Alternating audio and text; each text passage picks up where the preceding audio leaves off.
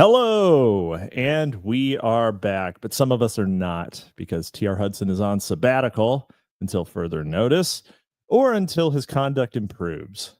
And so joining us is Mr. Christopher Sandbatch. How are you doing? I'm doing great until every time I do a show with you, I get blown totally on my ass by the intro. I was like something like I was fine whenever we were just hanging out, and now I'm like my heart's palpitating. I'm like, there could be buildings blowing up anywhere. Well, there are buildings blowing up in many places. Right. That's true. Yeah. There's always a building blowing up somewhere. The Library of Mass Destruction is always claiming another victim. It really warms my heart, actually, that knowing that statistically it's not entirely improbable that real world buildings are synced up to to Hell March every time we start the show.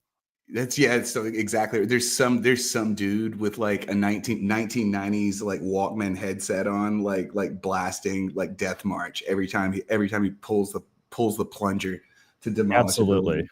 I mean, and these are the people that we depend on for society to operate. You know, if you were a demo man, would you not play the Command and Conquer Red Alert theme song every time it's you just like had to implode a building? As I was thinking about it just now, I was like, this is totally what I would play every time. There could be buildings here. There could be buildings anywhere. Yeah. So you're joining us. Oh, actually, you know what? Before we chat a little bit, Lightning NC. Not sure I'm going to make it through this one. Just took a Benadryl for my bad allergies, and I am becoming, as the kids say, eepy. If you take another Benadryl, you'll catch a second wind. Yep. Well, here's the thing. We're going to be talking about mostly the major Dr. Lewis Jolly on Jolly West. And so this might be the worst possible thing to hear when you are on too much Benadryl. Last time I came on and talked about Dr. Joylon West, Mike of Pole, he hasn't been heard from since either. So like this is I've read a little bit ahead for today's reading what we're likely to get through. Yeah. And Mike would not survive. His activation phrase would be me saying "Welcome to Library of Mass Destruction." Somebody in some chat we were in the other day said if anybody has an activation phrase, it's Sandbatch. That was me. That was you. And I was like, and interesting. I spent this last weekend out in LA with the guy who I vaguely suspect of being my MK Ultra handler.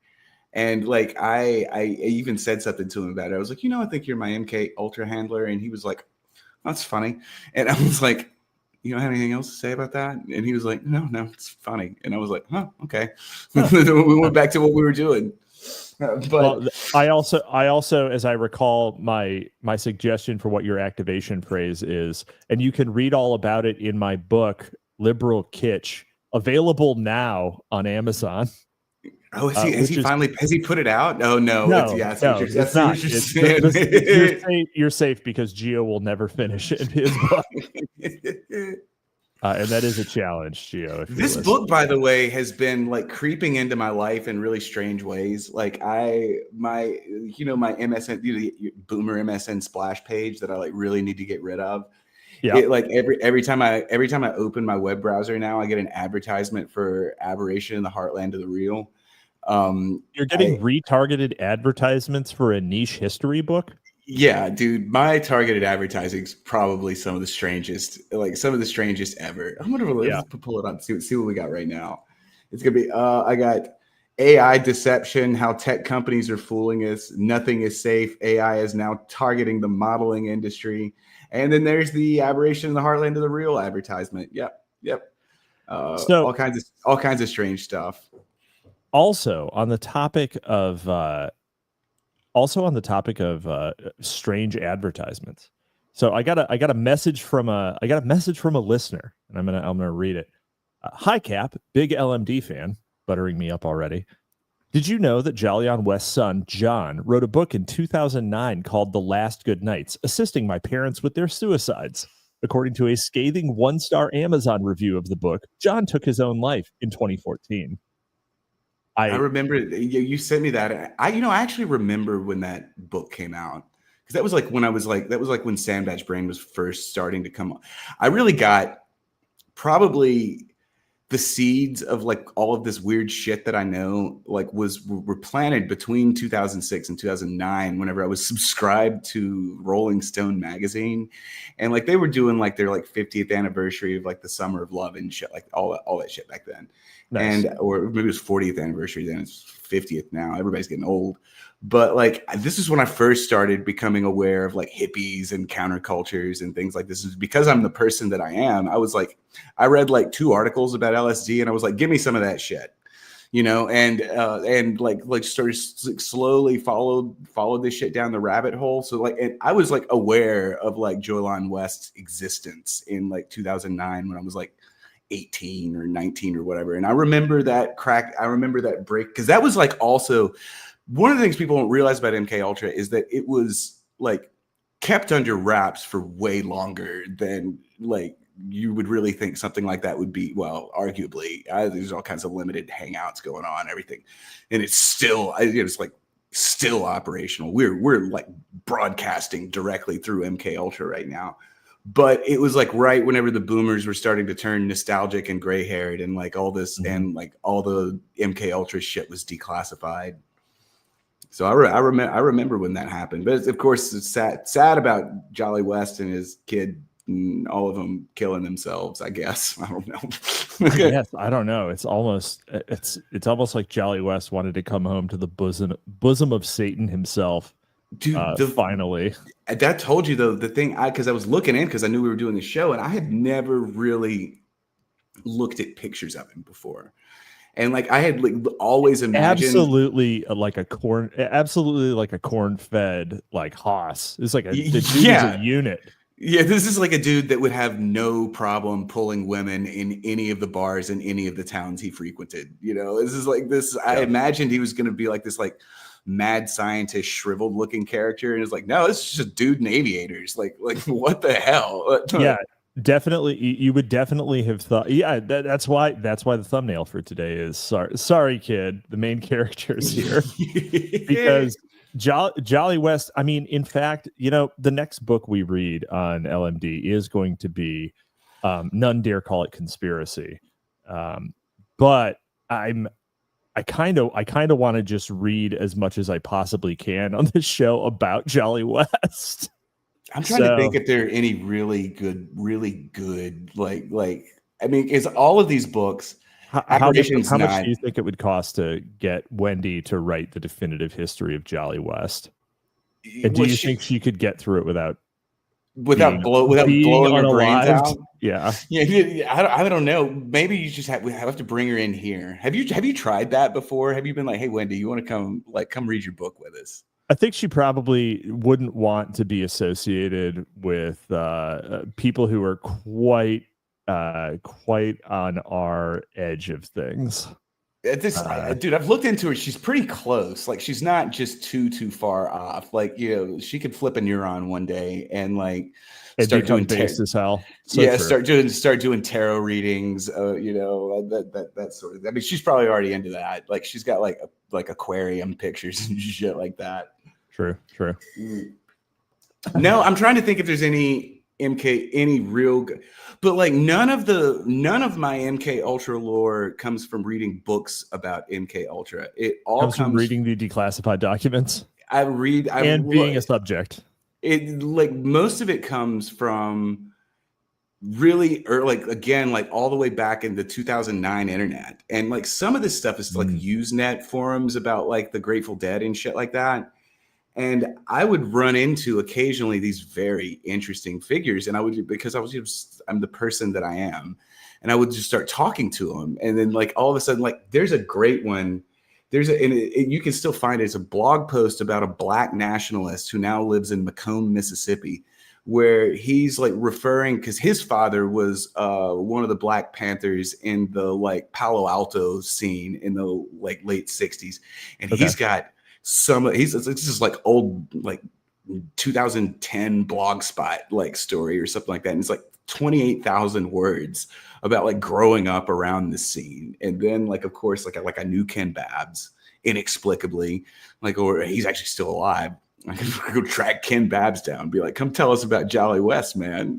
But like none of this stuff came from books that you can get, that you can publish, that you can find on Amazon. It's just like all shit that's like smeared through the old internet that like just made it into my brain and never stopped. And then like a couple of years ago, when I started doing all this AI stuff, I was like, this stuff seems familiar.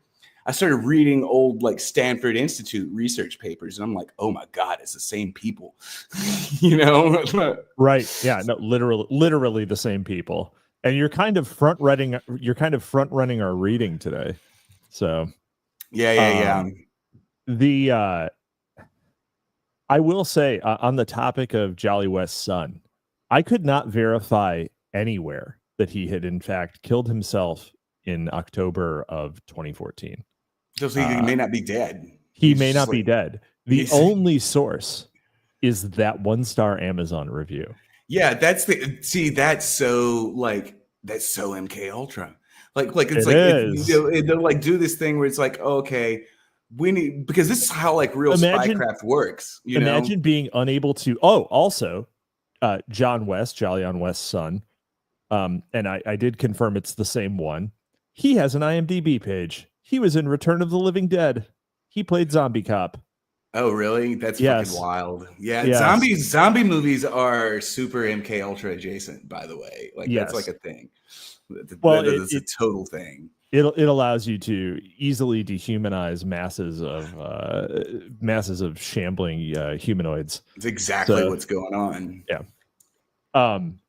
Right or wrong, it lets you do it. So okay. Well, let's get into the reading, and I'm sure we will have plenty of asides and tangents, etc. And also Ryan Gosling Anon, excellent point. Good news, everyone. Look up FBI agent Paul Wissapal. Our boy made it after all. And if you don't know, Paul Wissapal looks exactly like Timothy McVeigh, plus 30 years. No, that's fucking hilarious. What was it? I kept trying to think who was it I was talking with? Oh, because I'm watching Twin Peaks with John D. And like there was like a moment that he just didn't like about this show or something like this. Whenever I guess most of the audience has probably seen Twin Peaks, probably seen way more of it than I have. And there's like a moment where like the agent is like the one that's always like the one that's always calling the local cops knuckle draggers, where he's like, I love you, I do this all from love. And John D was like, I don't believe it, it's boomer trash or whatever. I'm like, no, I've known FBI agents and every single one of them is a weird motherfucker. Like they have like the black suits on and everything, but they all have like some little pet cause like Tibet or like free love or some shit like that they do in their off hours. They're all very strange people. Dude, I mean, the networking site that all of the spooks use isn't LinkedIn. It's FetLife.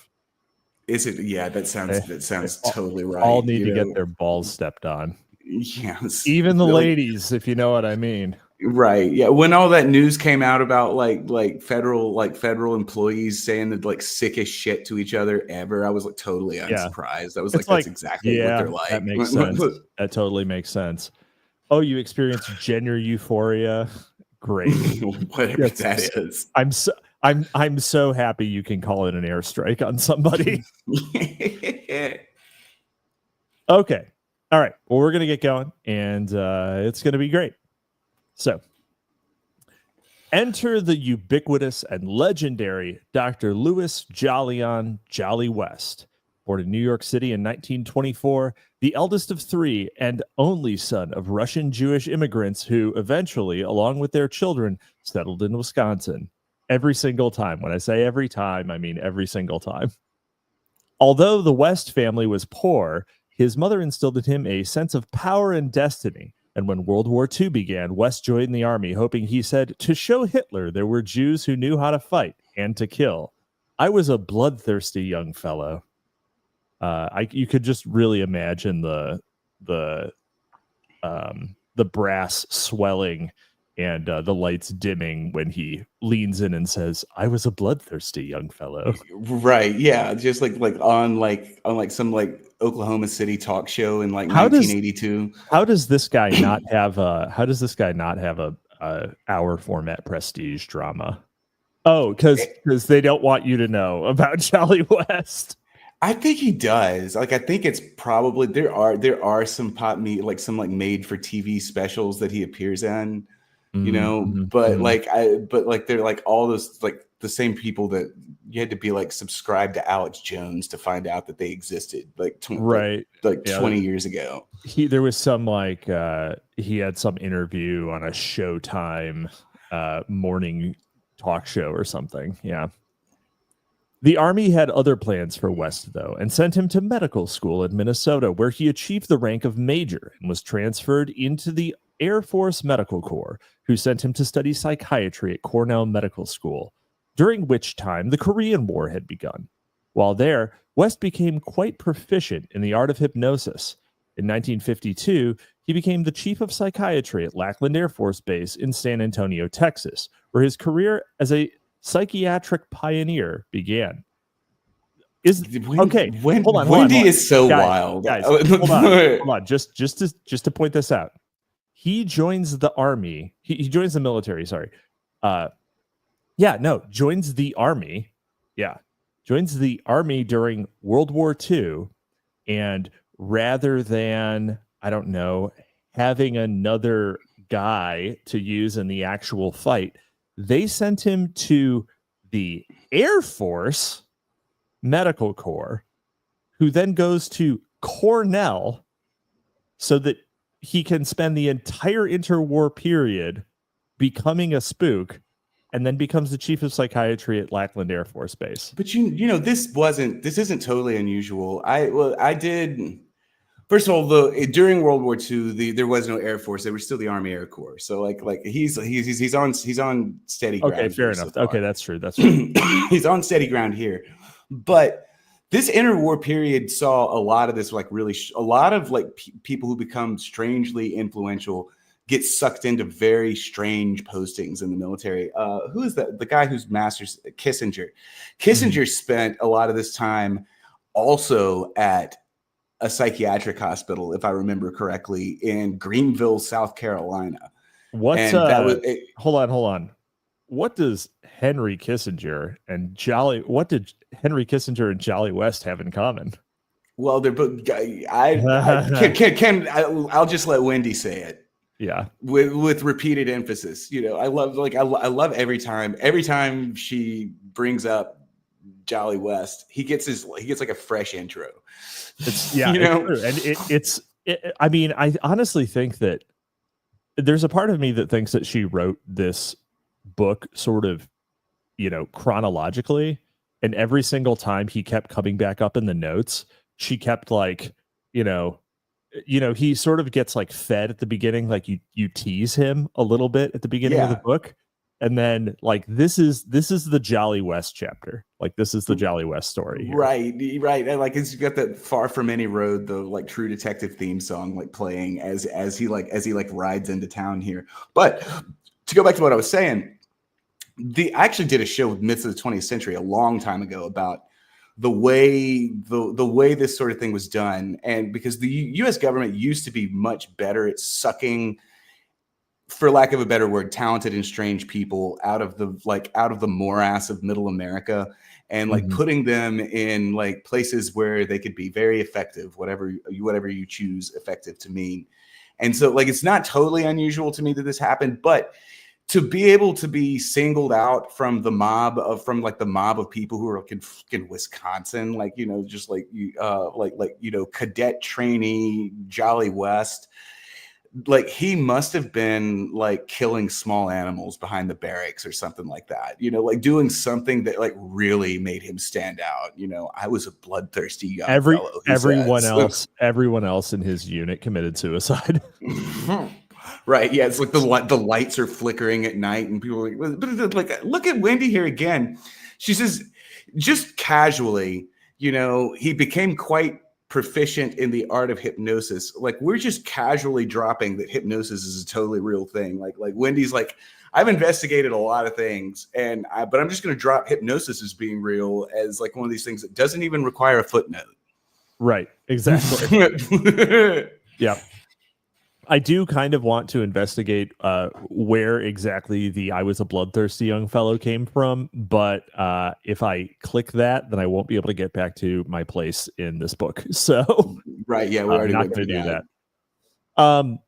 While at Lackland, West conducted his seminal study of American Korean War POW confessions, which led to his unified theory of behavioral control termed debility, dependency, and dread, the 3Ds. The definitive study on communist psychological tactics. Gonna read that. Must read. I already have it pulled up. Like I saw it whenever we started here, and I was like, I'm getting that right now. West argued that the POWs were not the victims of mysterious communist voodoo, but had been psychologically broken during the systematic use of fear, hunger, sleep deprivation, humiliation, and spontaneous and random relief from these conditions. The resulting futility, disorientation, loss of sense of space and time, hallucinations, and psychological regression produced a weakening and collapse of the prisoner's will, dissociative and automaton-like states, automaton mentioned, and eventually under dependence upon and total compliance with captors.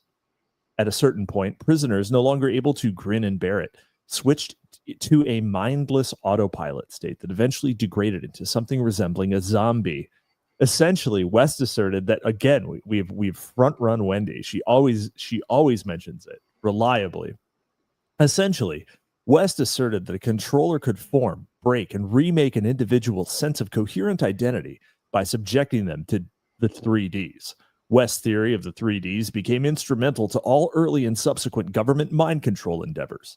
It was used to inoculate soldiers to enemy interrogation and brainwashing, and conversely, to retrieve information stored in the deepest recesses of the minds and induce desired behaviors in others, even when such actions were against their conscious will. So I have a little pocket theory on this, by the way.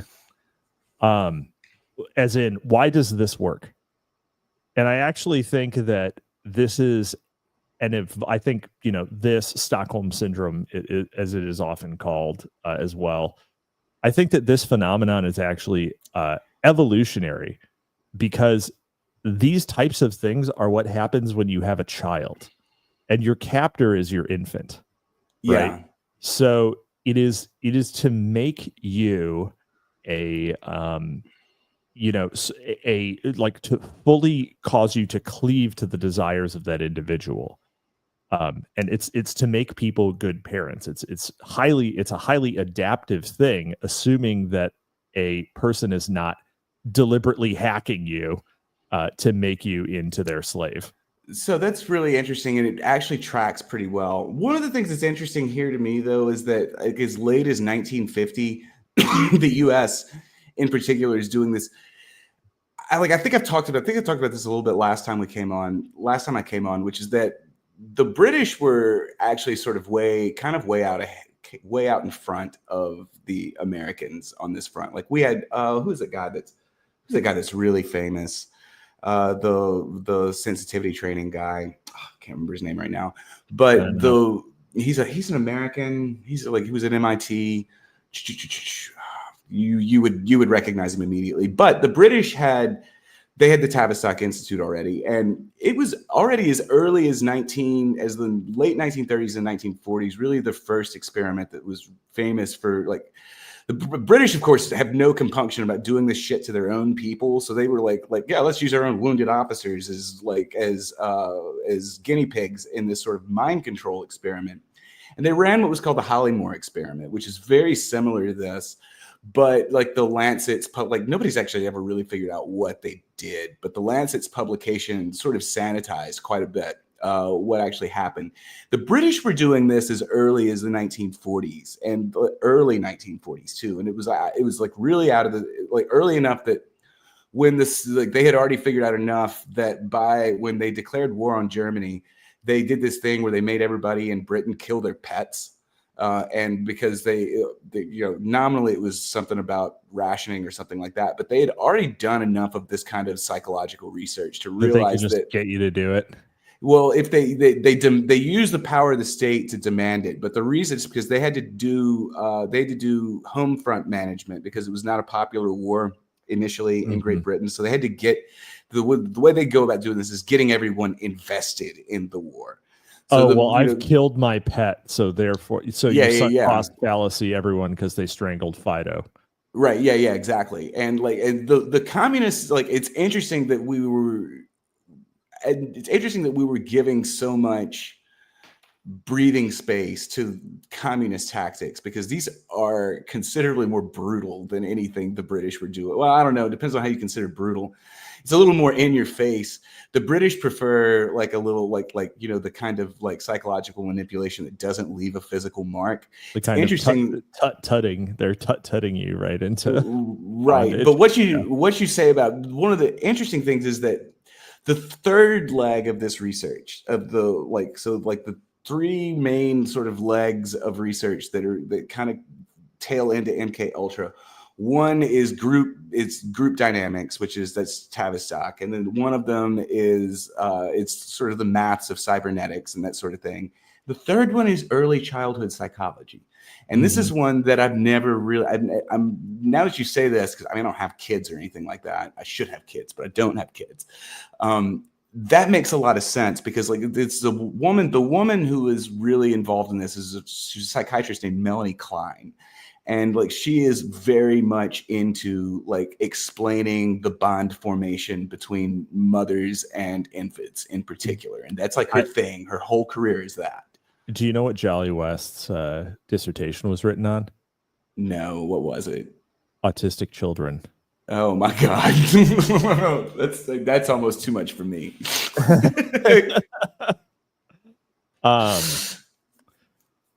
Okay. Let's continue, and I'm sure that this snake will eat its own tail a few more times. Right. A January 14th, 1953 CIA memorandum entitled Interrogation Techniques explicated the valuable potential that West's work could have to ongoing efforts.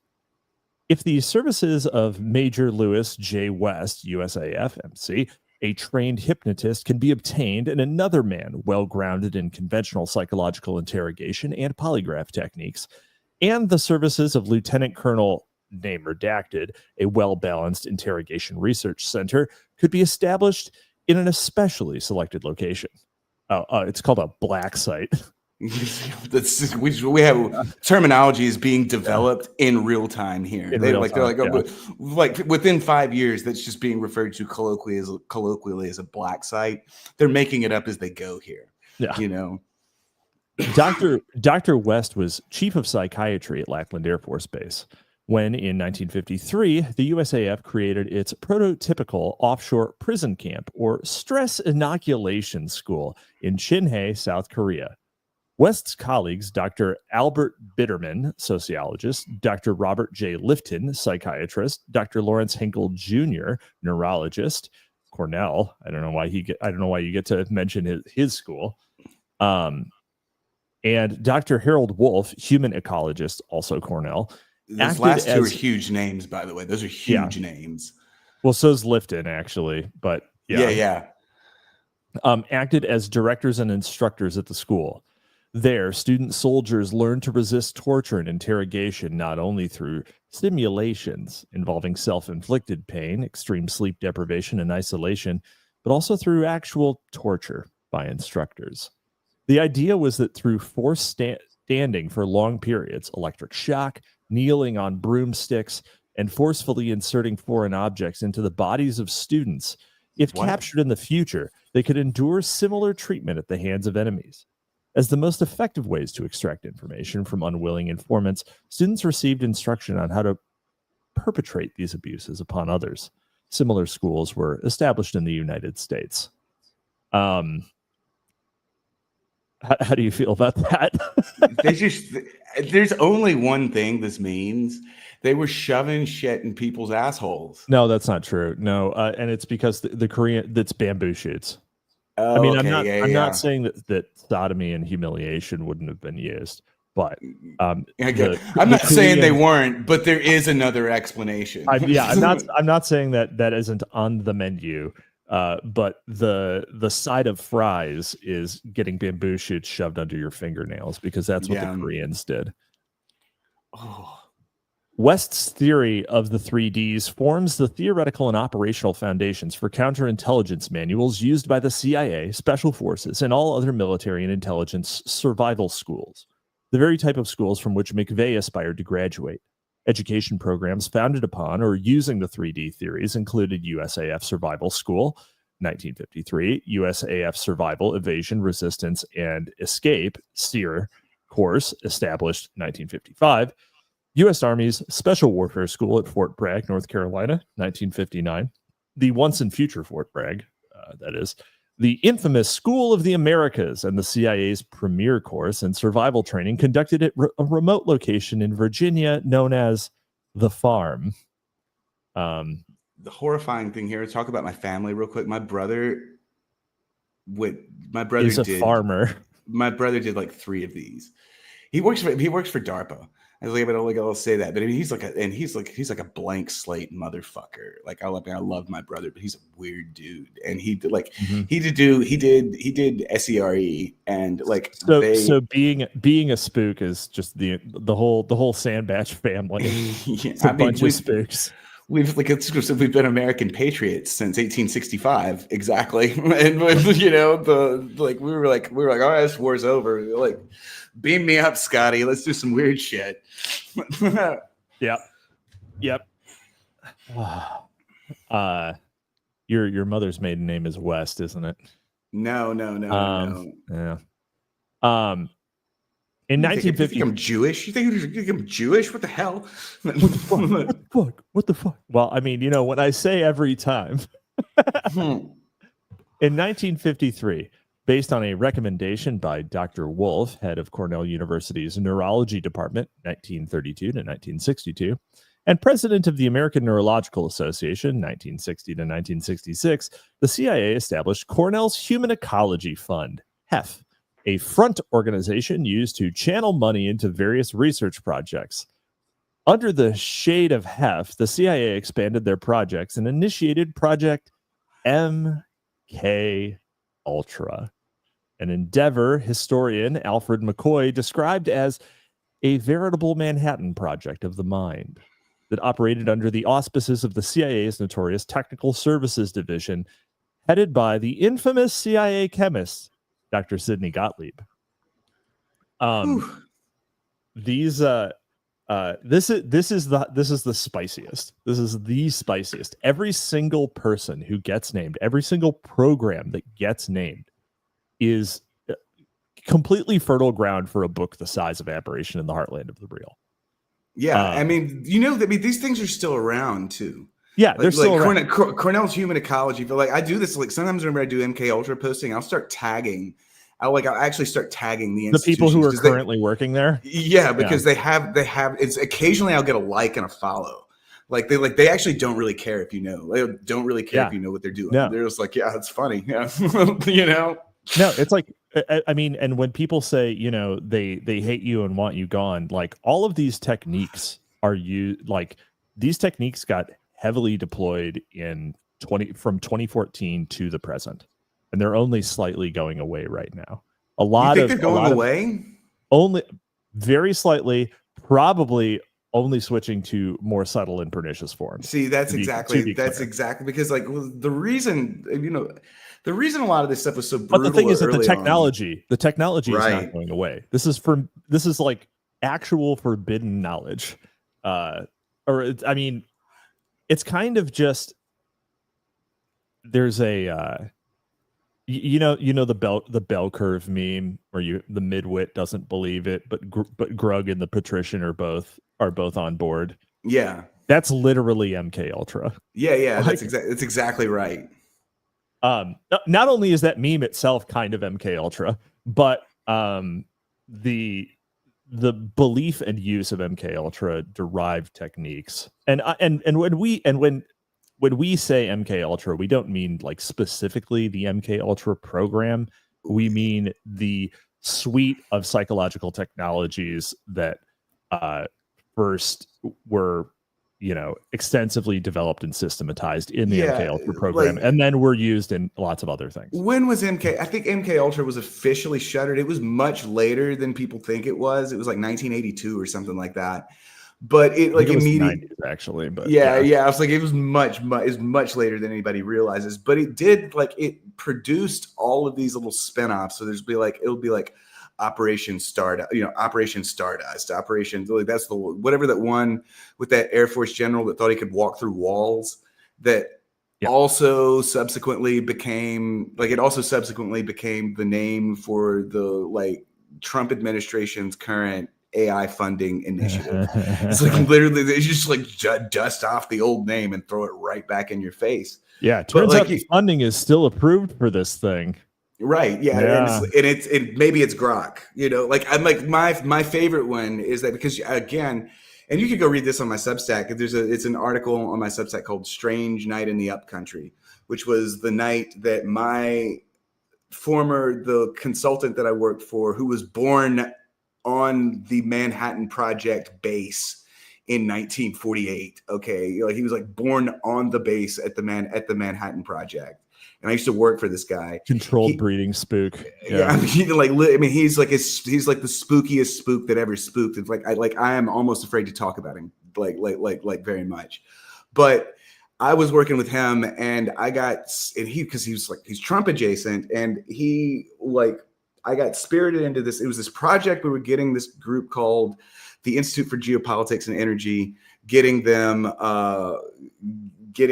to affiliate to a university in South Carolina. And we put on an event for them and everything like that. And you can read this story. This guy, I was involved with this sort of Q movement suddenly. And I couldn't, at the time, I couldn't figure out why is this guy that I'm working for fucking around with these Q influencers or whatever. And then all of a sudden I look at like Elon Musk, Trump administration comes back in 2024. And I look at this, I'm like, oh my God, Grok is Q. It's like they're doing this whole sort of predictive, they're doing this whole sort of front running this idea of AI governance. And that was what the whole Q thing was. It was fucking wild. I was like, to see who you could get on board. Well, I mean, they need to get, the Q thing was way bigger than people thought it was. The most incredible thing about Q and the thing that makes it seem, the most incredible thing about Q is that, it started on Poll, right? It started on 4chan, and then suddenly, obviously, a completely different social milieu of people got super invested in it. You had Q boomers, right? And those are still the true believers, right? Yeah, exactly. So, why did something that originated in a mostly it's a thing that originated in a mostly millennial context then become so highly effective to the boomer mind? I mean, I think it's pretty well known. I think it's pretty well known that 4chan and 8chan were used, especially in the early 2010s, as sort of petri dishes for for government sociological research. People would come in and for sure. So is Facebook. Right, yeah, exactly. Obviously, Facebook was doing it themselves, and I don't just mean Cambridge Analytica. I mean the stuff that they did before that. Right. Yeah. But anyway, on the Q thing, the switch to boomers, that's where RFK Jr. came from. This guy that I'm talking about. This guy, I was sitting next to this dude. His name, what is his name? Wayne Williott. Wayne. Yeah, Wayne was his name. But his one, he had two different Q aliases. One of them was Juan O. Savage, or maybe Wayne Williott was his real name and Juan O. Savage was one of his pseudonyms. But he had authored a book, and it was a very elaborately produced book, as JFK Jr. He wrote this book in the first person as JFK Jr.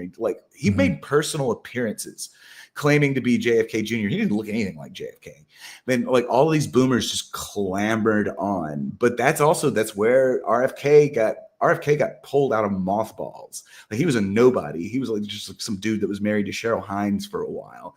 And like all of this like fervor around the JFK Jr. thing was what sparked his, and the Q stuff was what sparked his candidacy. Like, I don't even know why all this shit was happening, but I was like looking around and I was like, what the hell am I a part of here? You know, I'm going to get shot. Somebody's going to knock on my door. Are you saying that Q was a plot to remove yellow number 5 from children's cereals? Yeah. I mean, it's something like that.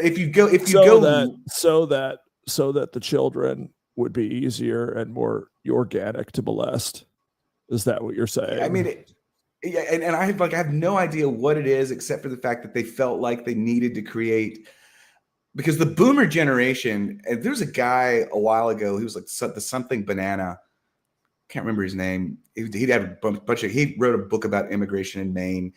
He had a great, whoever. Yeah, he had a great podcast that looks like the disease banana or some dude like that. And Chris. but he wrote an incredible, like he did an incredible podcast about how boomers were the most psychologically manipulated generation. This is why I've never been able to get really mad at them. Like every time they would go off to like summer camp or some shit like that, like camp counselor Joyline West was the guy that was like, you know, like was the guy that was like in charge of them for like 3 weeks while their parents like went off to like Borscht Belt resorts or some shit like that. You know, that's right. Yeah, I mean they're highly susceptible to all psyops. Like and once you get one in place, you have to do another psyop to replace the one that, because it's fixed in there. Well, it's like what is it? You know FCC codes. You ever read like the FCC code that's on the back of, say, a radio or something like that, where it lists that it's FCC compliant because it will not emit interference and it will accept all interference. That's what's printed on the back of every boomer. Yeah, that's exactly right. That's funny. No, I'm not a technical autist. Yeah. That's not my. It's just FC. It's on the back of like virtually every electronic device. But I know, now that I can visualize what it looks like, now that you're talking about it, I'm like, how come you've never read that before? Yeah. All right. Let's see. The CIA's newest unconventional Cold War weapons race would utilize a revolutionary, multidisciplinary vacuum cleaner approach and draw from and recruit all imaginable academic disciplines in both the sciences and humanities. Protection of classified research involved compartmentalization, secrecy agreements, and outright deceit. Through the countless respectable private charitable organizations and publicly funded dummy institutions, i.e. universities, hospitals, etc., Wendy dropping fire, Curtis Yarvin takes some notes. She may have invented this before you, buddy. MK Ultra research was staged in a way which left the public and many researchers directly involved in the work unaware of the project's ultimate objectives, just like the Manhattan Project, future uses, and source of funding. Private and public charitable organizations used to funnel money to MK Ultra research included the Josiah Macy Foundation, the Ford and Rockefeller Foundations, the National Institute of Public Health, Federal Bureau of Drug Abuse, Federal Bureau of Narcotics, Veterans Administration, Department of Health, Education and Welfare, Food and Drug Administration, and the Law Enforcement Assistance Administration, to name a few. So I mean, this is like it's almost this is everyone we don't like in one place.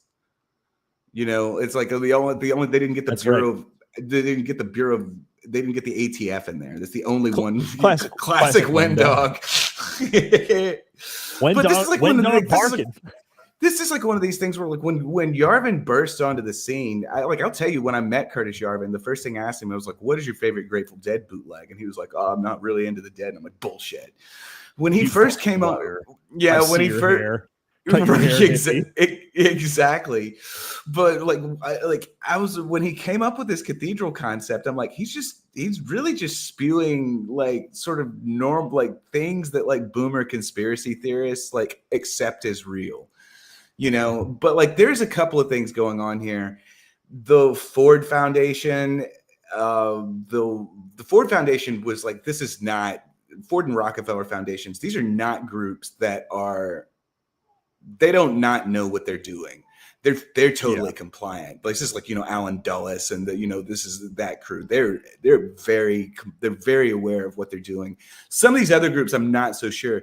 You know, this stuff actually touches another issue that's dear to both of our hearts, which is that article came out about the opportunities for white men drying up in fiction. And I noticed that it specifically named the Wallace Stegner Foundation, which was Wallace Stegner Fellowship, which was Wallace Stegner was Kim Kesey's mentor in the Stanford creative writing program, and he was the one who recruited Kim Kesey into the MK Ultra project that, you know, and so this is like literally this Wallace Stegner thing. When you talk about funding for the humanities, one of the reasons there was so much funding for the humanities, for particularly white men in the humanities in the 60s, 70s, and 80s, was because of MK Ultra and MK Ultra's need for like mass narrative formation. And here's the other thing, and something that something that the latter day administrations have not realized. Like, we have the focus on STEM because we got afraid that, you know, Japan was going to overtake us, and then that China would overtake us, and so we became Japanophiles and cinephiles and or Sinophiles, excuse me, not cinephiles. We do love the film. We do love the silver screen, don't we, folks? But this focus on STEM to the depletion and the detriment of the humanities, what it did was actually it made us less effective in a lot of ways because I talk about this all the time. I say there's only two stories anybody knows now. It's fucking Dune and like Lord of the Rings. You know? Well, and but you also have people. I mean, you also have people like the new atheists were particularly deleterious on the intellectual life of the Anglosphere, but you know, people like it's good that people like Neil deGrasse Tyson get clowned on every time they say something that is just like, yeah, technically, you know, perhaps technically scientifically correct, but is completely oblivious to the way that logic or thought forms. So, you know, like cheap quote unquote dunking on philosophy as a discipline, which is of course an intellectually impoverished perspective. But like all of the great explosion in science fiction in the like sort of 60s, 70s, and 80s, a lot of that funding, if you chase it, a lot of the like publishers' advances and a lot of the like little sinishers, like, you know, like Gene Wolfe, like fucking like banging out like trade magazines and that sort of thing.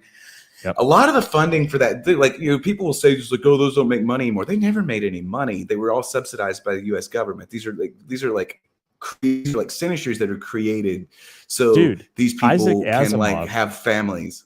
Yeah, Isaac Asimov wrote textbooks. He wrote textbooks that were used for like 12 years in elementary education. Like, they're probably pretty good. Actually, a couple of them are real solid bangers. Like, just I have you can find them. They're not that expensive actually, because they were made widely. Like, they were, you know, published in great volume. So, but they're you know, quite good. Like, if you want to read an intro to chemistry, you should read Isaac Asimov's. That shit didn't change. That shit didn't change. Hold on. Hold on. Yeah, you can start reading it. Hold on. Let me go see who has Linus Pauling. It's Linus Pauling is the one that I keep with me. But he's a similar character. You know, it's like I've got this big fat, because that's the kind of person I am. I keep chemistry synthesis textbooks in my house. But just in case you need to cook. Yeah. In case I need to make money real quick. Yeah. MK Ultra, while not the only project of this type, was the main one under which all manner of outrageous behavior control research projects were conducted.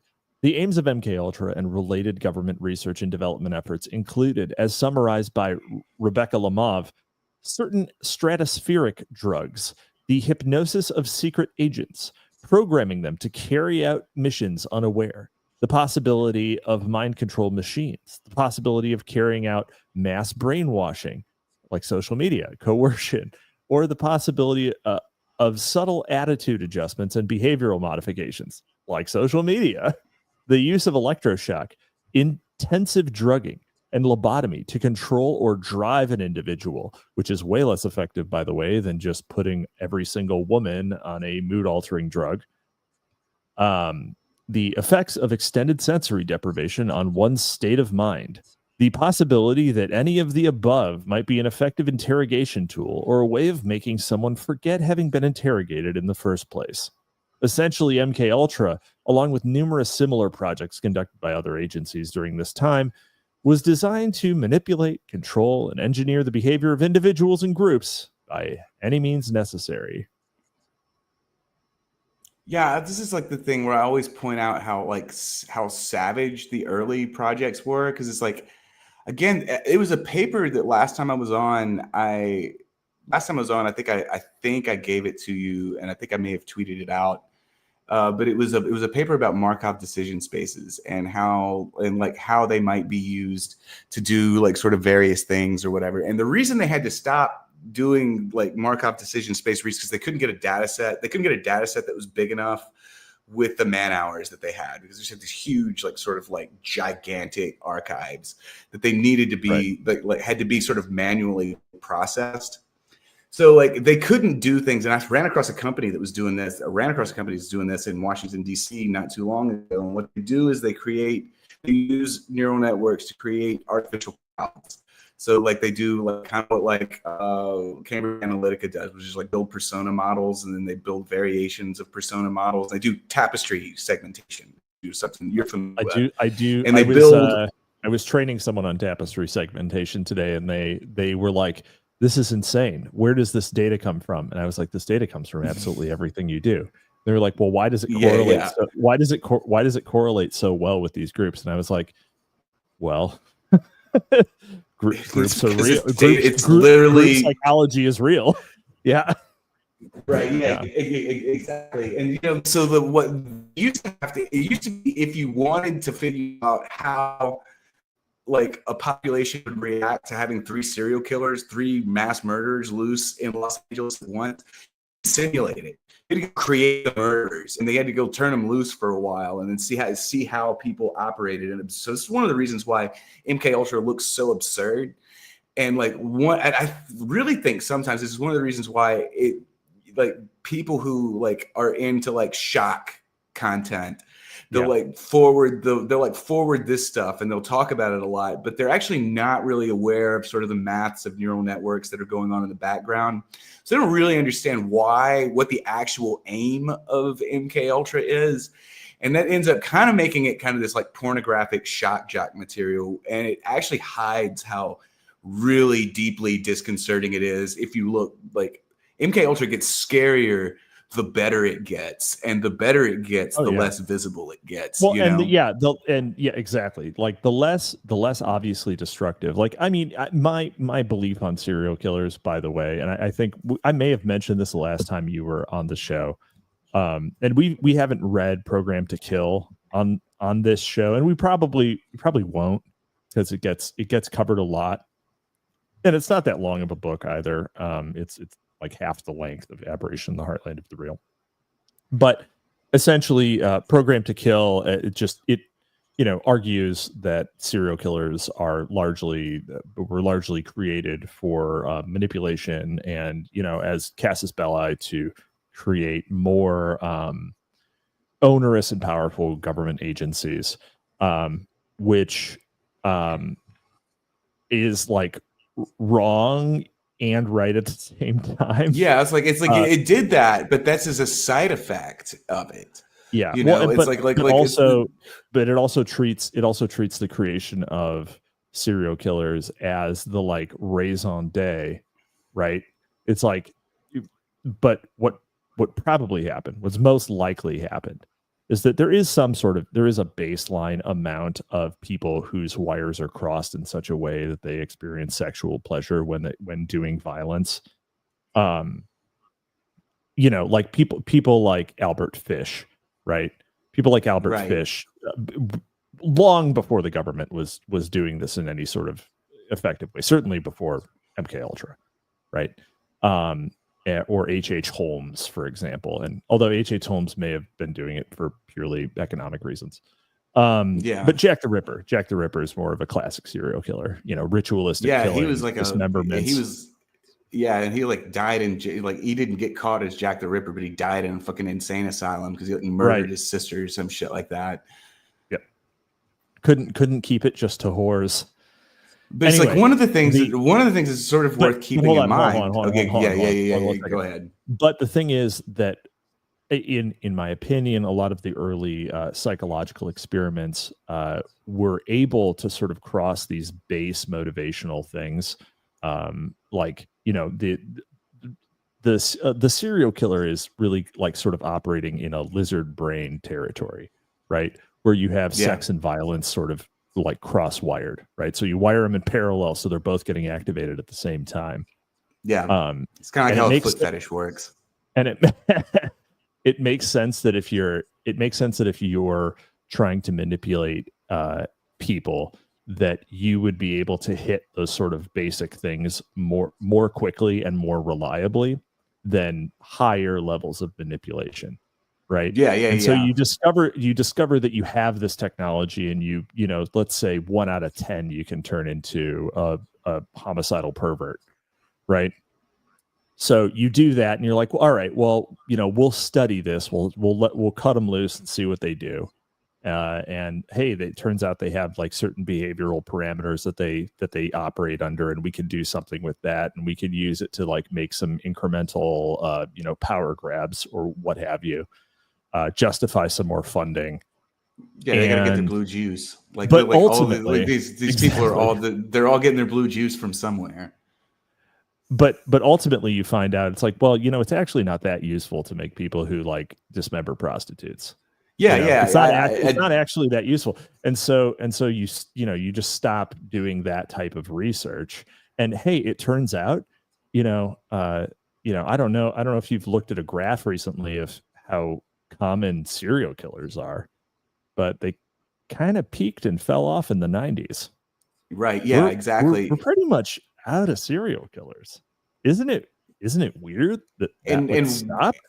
And where you find serial killers now, they're like really probably better considered sort of mass murderers. Like there was one in Baton Rouge when I was in grad school.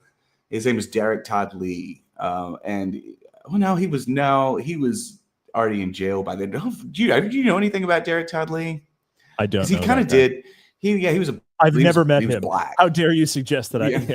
I've met him, but the weird connection with him is that that character from the Pacific, like that was from Baton Rouge. I can't remember his name, but whatever. Derek Todd Lee lived at his house, and but Derek Todd Lee was just like this kind of retarded black dude that like murdered single white ladies, and he got like 6 of them or whatever. And that's like, but he's not doing this cat and mouse thing he's not like taping together messages and like sending them to the media. So like when you really why would MK Ultra be, why would they be putting serial killers in Los Angeles?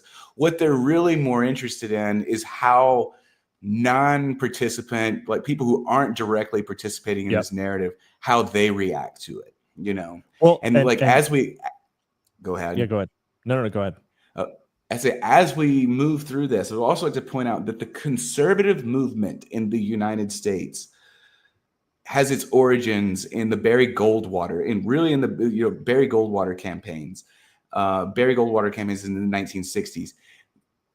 very much so. Like, what are the sort of parameters of the conservative movement? It's going to be guns for law enforcement. It's going to be like the baseline conservative like movement, like sort of like movement conservatism as we understand it is largely responses to these sort of like aberrant things that are happening in the coastal cities that we now know are sort of related to MK Ultra. And then we look at who is out here in the conservative heartland going around giving talks about assisted suicide and like pushing people around one way or the other. It's Dr. Jolly West. Jolly, you know? Dr. Jolly West. That's right.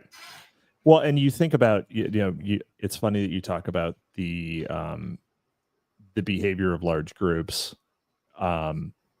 If you think about, I would love to see any sort of direct corollary between group behaviors during for example, like say the Son of Sam killings, right? In New York City, where, young couples were going out and, just getting shot in the street by a guy who kept getting not fucking caught. To hear stories of that, people just essentially went into lockdown, right? People stopped going to restaurants. Who was the one in San Francisco? The Zodiac killer, the one that never got caught. Yeah. He's probably he's the one that probably is the most interesting to me because he never got caught. It's like, okay, where did this guy go? Yeah. Well, because he was a group of people precipitating a psyop deliberately. Right. Exactly. Exactly. Yeah. Or perpetrating, not precipitating. But yeah, all of this leads into obviously has not only, I wouldn't even say necessarily leads into, but is part of the genesis of public health. So as a discipline. So my family was intimately involved in the creation of public health as a professor. My great-great-grandfather was a founder of the American Medical Association in the South, and he was one of the first people to float the idea of public health as a government sponsored field. I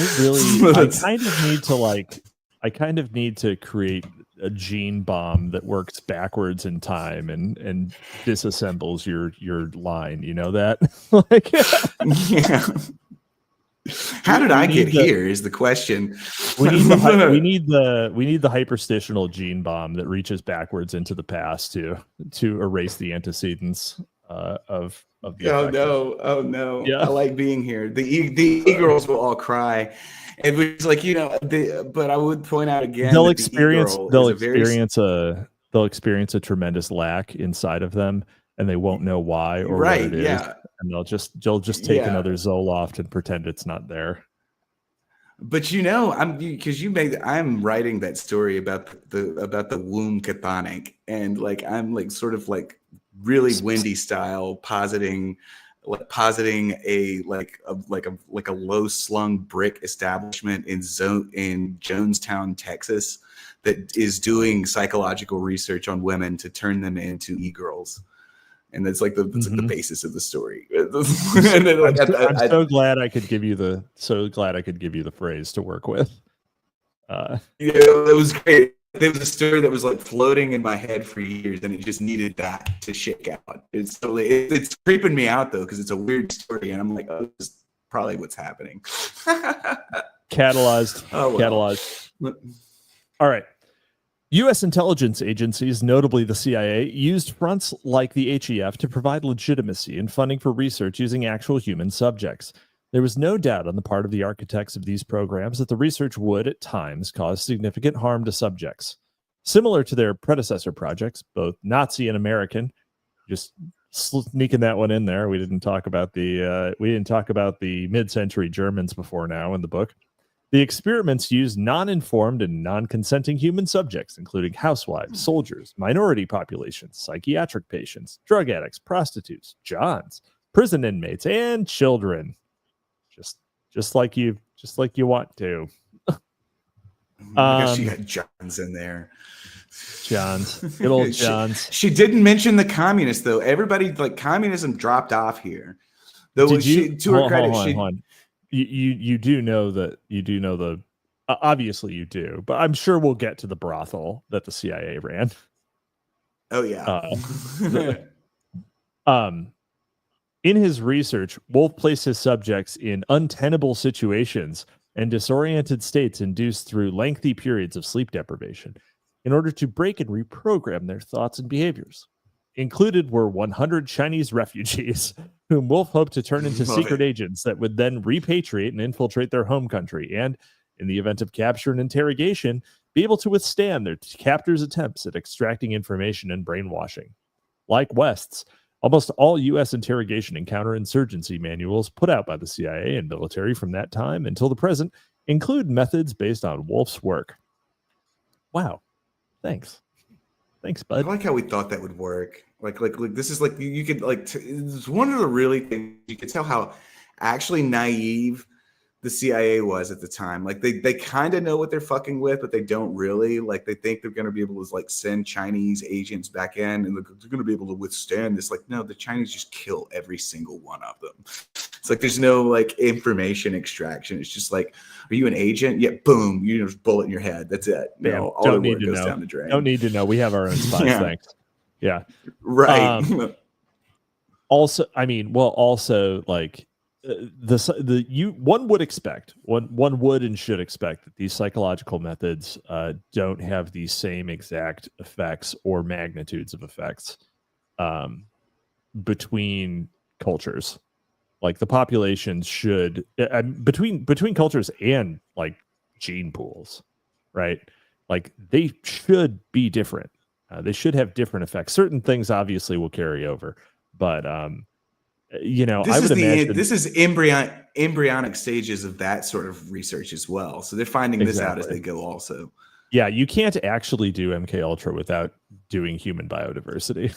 Right, exactly. It's like MK Ultra is turbo HBD pilled in ways that Razib Khan is not willing to talk about. You know, could not handle. Yeah, no, I mean, I guarantee you, like, look, if you really want to get into like what of the historical antecedents of these methods, and speaking of the subcontinent, right? The Thuggee in the Thuggee's initiatic cult methods were, I mean, you can read them. Like you have to stay up for like 7 days. And if you don't stay up for 7 days, they just strangle you to death. What?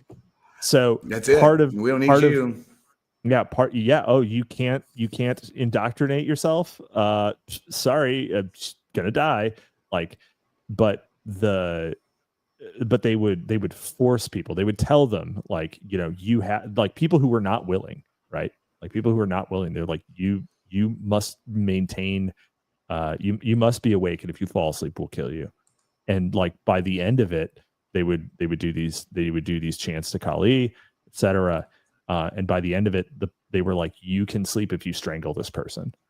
And like the ones who survive that winnowing, like just are the cult. Like that's how the Thuggees spread. And the Thuggees were huge before the British eradicated them. Like. So like it was an actual mimetic contagion. Like before the British took very careful notes and then eradicated them. Right. Yeah. Yes. Very careful notes and eradicated them. But no, it was like a self-replicating, like the cult was a self-replicating meme that like caused people to become spreaders of it. It made people both conduct killings and kidnap people to indoctrinate them into the cult.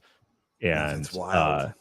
It was just like this totally like pre-originated thing. Like there was probably some genius psychopath Brahmin who invented the setup and like it just survived him. Like we don't know who invented the Thuggee rituals. But that's where obviously that's where thug as a phrase, as a term comes from. Yeah, I was wondering that. That's interesting. Yeah. Yeah. So it could be worse. Just letting you know, it could be worse. A random let's see, I don't know, lunchtime rowdy in the United States could be a hell of a lot worse. Could be an indoctrinated subcontinental. So anyhow, Dr. Ewan Cameron, funded by the HEF and Rockefeller Foundation, expanded upon Wolf's work in his experiments in a sanitarium at McGill University's Allen Memorial Institute in Montreal, 1957 to 1964. That's kind of a long fucking time, right? His subjects consisted mostly of depressed homemakers and checked in for nerves and anxiety, for which they received large doses of LSD, thorazine, seconal, and high-voltage electroshocks, as Cameron sought to obliterate their memories and fully regress them into infantile states.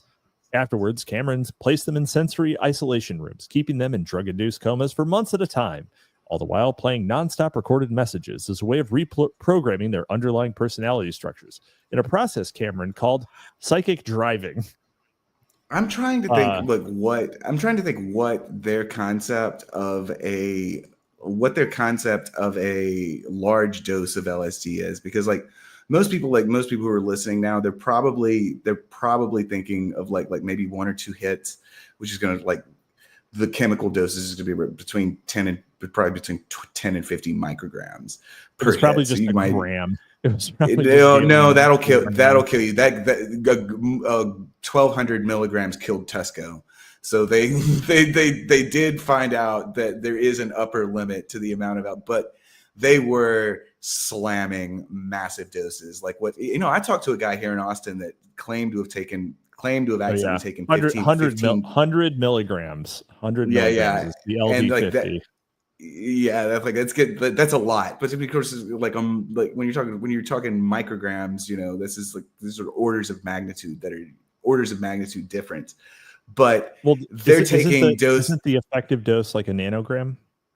No, it's about 10 mics. 10 micrograms really? Is going to be that's a threshold dose. Like, if you really go for it, you're going to get like if it's clean, you can get to like 200-300 before the strychnine starts to like cause you like rashes and that sort of thing. Yeah, because there's always going to be trace strychnine. Of course, they were getting it straight from Sandoz labs, so they were getting totally clean shit with like no problems whatsoever. Molar yes, LSD.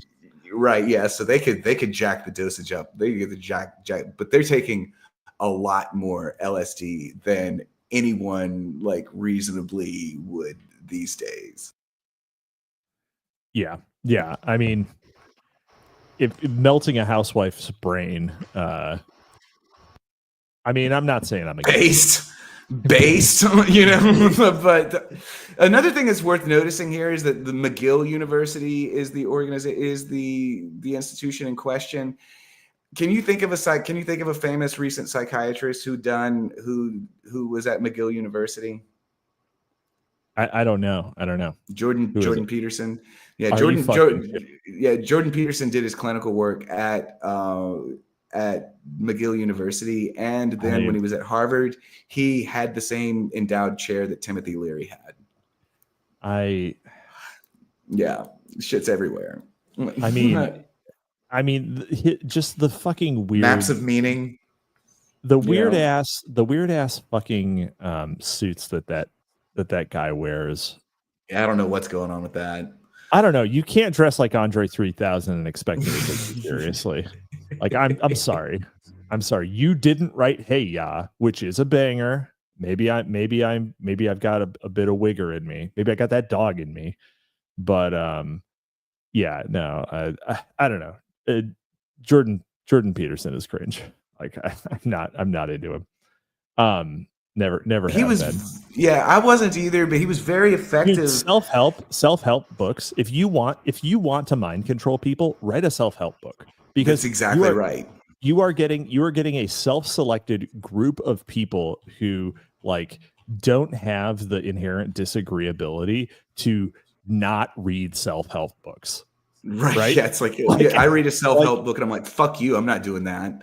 I was like, I was like, man, some of these things would have sounded like good ideas if I had come up with them, but because you're telling me, you can go fuck yourself.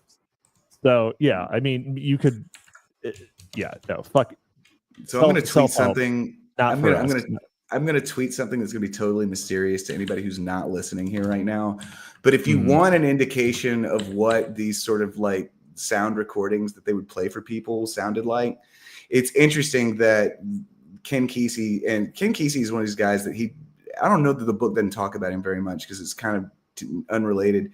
But Ken Kesey was he was a writer. He wrote One Flew Over the Cuckoo's Nest, and he broke free of he didn't even broke free of MK Ultra. They made him stop coming back. They were like, you don't get any more acid. And he was like, fuck you, I'm going to go make my own MK Ultra. And he founded a group called hookers. Yeah, literally. And he founded a group called the Merry Pranksters, and they threw these parties out in San Francisco and Los Angeles called the Acid Test. And they were very into creating. They were very into creating these sort of sound collages. So I'm gonna post a recording of one, and I'm gonna lose like 5 followers, but I'm doing this for y'all. I'm gonna be real with you. That is actually incredibly based. Being enough of an irascible weirdo that you get kicked out of MK Ultra for being too into it. Yeah, it's like the rats that keep coming back. It's like, we need some more. Give me the you stop giving the rats fentanyl, and they're like, bullshit. Give me the good stuff. Yeah. That's exactly what happened. Oh man, have you ever the Flaming Lips? Yeah. Okay. Have you ever listened to Zurika? I've seen it on LSD. Okay. It was a Zulu Fest in 2010. The album Zurika, right? And yes, I too have exposed myself to that on some substances. The album Zurika is meant to be played from the 4 corners of a room, right? It's a 4-disc album that all of the discs have different stuff on them, and they're meant to be played from 4 different CD players in different corners of the same room. Yeah. And in college, me and my buddies staged a listening party of Zurika. Oh, you did it? It was fantastic. But yes, sound collage. And so here's my MK Ultra handler. Okay, the guy I refer to as my MK Ultra handler. He is a sound guy. This is what he does. Is he creates these sound collages, and he's a hardware guy, and he's got this like one unit that makes sound. He's got all these patents and everything that makes sound come from one unit, sound like it's coming from different directions at once. And his sort of one of the members of his polycule is the woman that handles the Flaming Lips tour dates. Fuck. Yeah. Oh, God. My brain wants to shut off because you said polycule, but that was the word that did it. That's the activation word. That's nope. Woodpit 420. My grandfather's brother knew Leary and was not on the Merry Pranksters, but was associated. It's like the guy who would come to the party, but wouldn't formally join the Merry Pranksters. Didn't want to. It's like me. I'm not really a joiner, but y'all are cool. I'm not really sometimes. A joiner, but you're fun. Yeah. Let's see here. The research of Dr. West and his closest colleagues was equally well-funded and unrestricted in scope or method, and as it was unknown to the public, free from scrutiny. HEF, along with the military, had in fact funded the work that led West to conceive of and expand his theory of the 3Ds and to become a leading national expert in the use of hypnosis for clandestine purposes. West's research had attracted attention, and in 1954, at the age of 29, the University of Oklahoma School of Medicine appointed him the head of their Department of Psychiatry, Neurology, and Behavioral Science, where he would first meet his student, and McVeigh's future trusted psychiatrist, Dr. John R. Smith. Ooh. This is like one of those things. Like I think about what I was doing when I was 29. I'm like, how intense does Dr. Joylon West have to be put in charge of this shit when he's 29? Dude, It's a wild dude. It's like you've really, he would have been a great poster. Yeah, that's what I think this all the time. Like what would his Twitter account look What was like? this guy's? Yeah, exactly. In 1956, the Oklahoma Turnpike Authority contracted West to study whether or not light reflectors on the highway hypnotized drivers, and in the process, he discovered the phenomenon highway hypnosis, which is really not hypnosis at all, but a common form of dissociation. Thanks, Wendy. Well, true, but also, Jolyon West invented the term highway hypnosis. Right. Yeah, he's all over the place, everywhere. Yeah, it's like that's kind of crazy. It's a weird claim to fame. Yeah. So one person has smashed like on that sound collage, and it's Lafayette Lee. Amazing. All right, you get one from me. I'll support you as well. Let's see. That same year, West accepted the first of many seemingly simultaneous appointments at numerous military and VA facilities and began research under two top-secret MK Ultra-funded projects entitled Psychophysiological Studies of Hypnosis and Suggestibility, and as part of this, authored a report entitled Studies of Dissociated States, outlining his findings. So, I mean, if he has a bunch of simultaneous appointments at numerous facilities, it means the funding from those things is going to something that is clandestine that he's actually focused on, not that he's actually so they're doing a blender stream. It's like exactly. You do with Bitcoin. Exactly. It's like you put it in a blender and then it comes out. That's right. The literature concerning clinical entities ordinarily considered to constitute the dissociative reactions is fairly well limited to case studies of patients with fugues, amnesia, somnambulisms, and multiple personalities. Unpublished studies by the writer have led him to a greatly expanded concept of dissociation. There is considerable experimental evidence pointing to the significant role played by dissociative mechanisms in the production of various phenomena of hypnosis. In fact, hypnosis may be considered a pure culture, laboratory-controlled dissociative reaction. Of the entire phenomenology of the various states described above, there is not one single manifestation which cannot be produced experimentally in the hypnotic subject. Thus, through the use of hypnosis as a laboratory device, the dissociative mechanisms can be studied with a high degree of objectivity. Experiments involving altered personality functions as a result of environmental manipulation, chiefly sensory isolation, have yielded promising leads in terms of suggestibility and the production of trance-like states. There is reason to believe that environmental manipulation can affect the tendencies for dissociative phenomena to occur.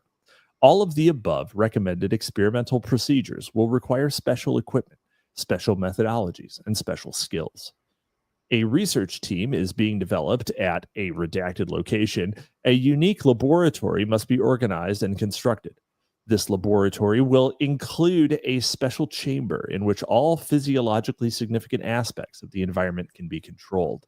This chamber will contain, among other things, a broad-spectrum polygraph for simultaneous recordings of a variety of physiological reactions of the individual being studied.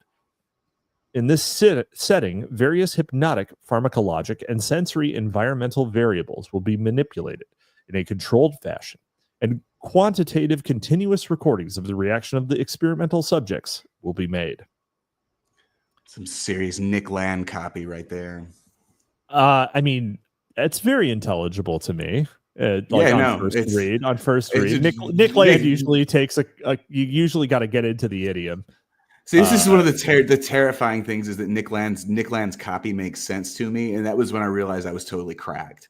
I was like, "Oh yeah, that makes sense." I have to get like 5 pages into reading Nick Land until I click into the Landian like sort of till you're in there. Gnostic frame, and then I have to go back and restart it so that I'm like in the right space, because otherwise I kind of have to like dissociate into Landianism in order to read Nick Land. Right. But there's also, this paragraph shows, this is one of the things that American, and I've talked about this before, I've talked about this on D Spaces, I've talked about this a couple of places, about how American research I guess you could say it had its heart in the right place, but they fuck things up sometimes. And like, you can see what he's doing here whenever he's trying to record all these variables. He's doing feature extraction. That's what he's doing. Yep. But one of the things that Americans kind of fucked up a little bit is they made the sensory deprivation chamber was too obviously a sensory deprivation chamber, and they induce a partial state where the subject is aware of being studied, and like their results flop sometimes as a result whenever they try and transpose these things from laboratory to sort of field settings, because they were so obviously gathering so much data from these people. It like induced a sort of performative state on the part of the subject as well. Which is why like big data like group behavioral models are so much more advanced and effective now, because if you're doing tapestry segmentation, for example, you can say, well, we're using cell phone and social media and internet usage and credit card usage and tax returns and census data to create these groupings, and therefore like we can pretty much tell, like we can tell pretty accurately like how many like cases of child molestation are going to happen in an apartment building. Yeah. So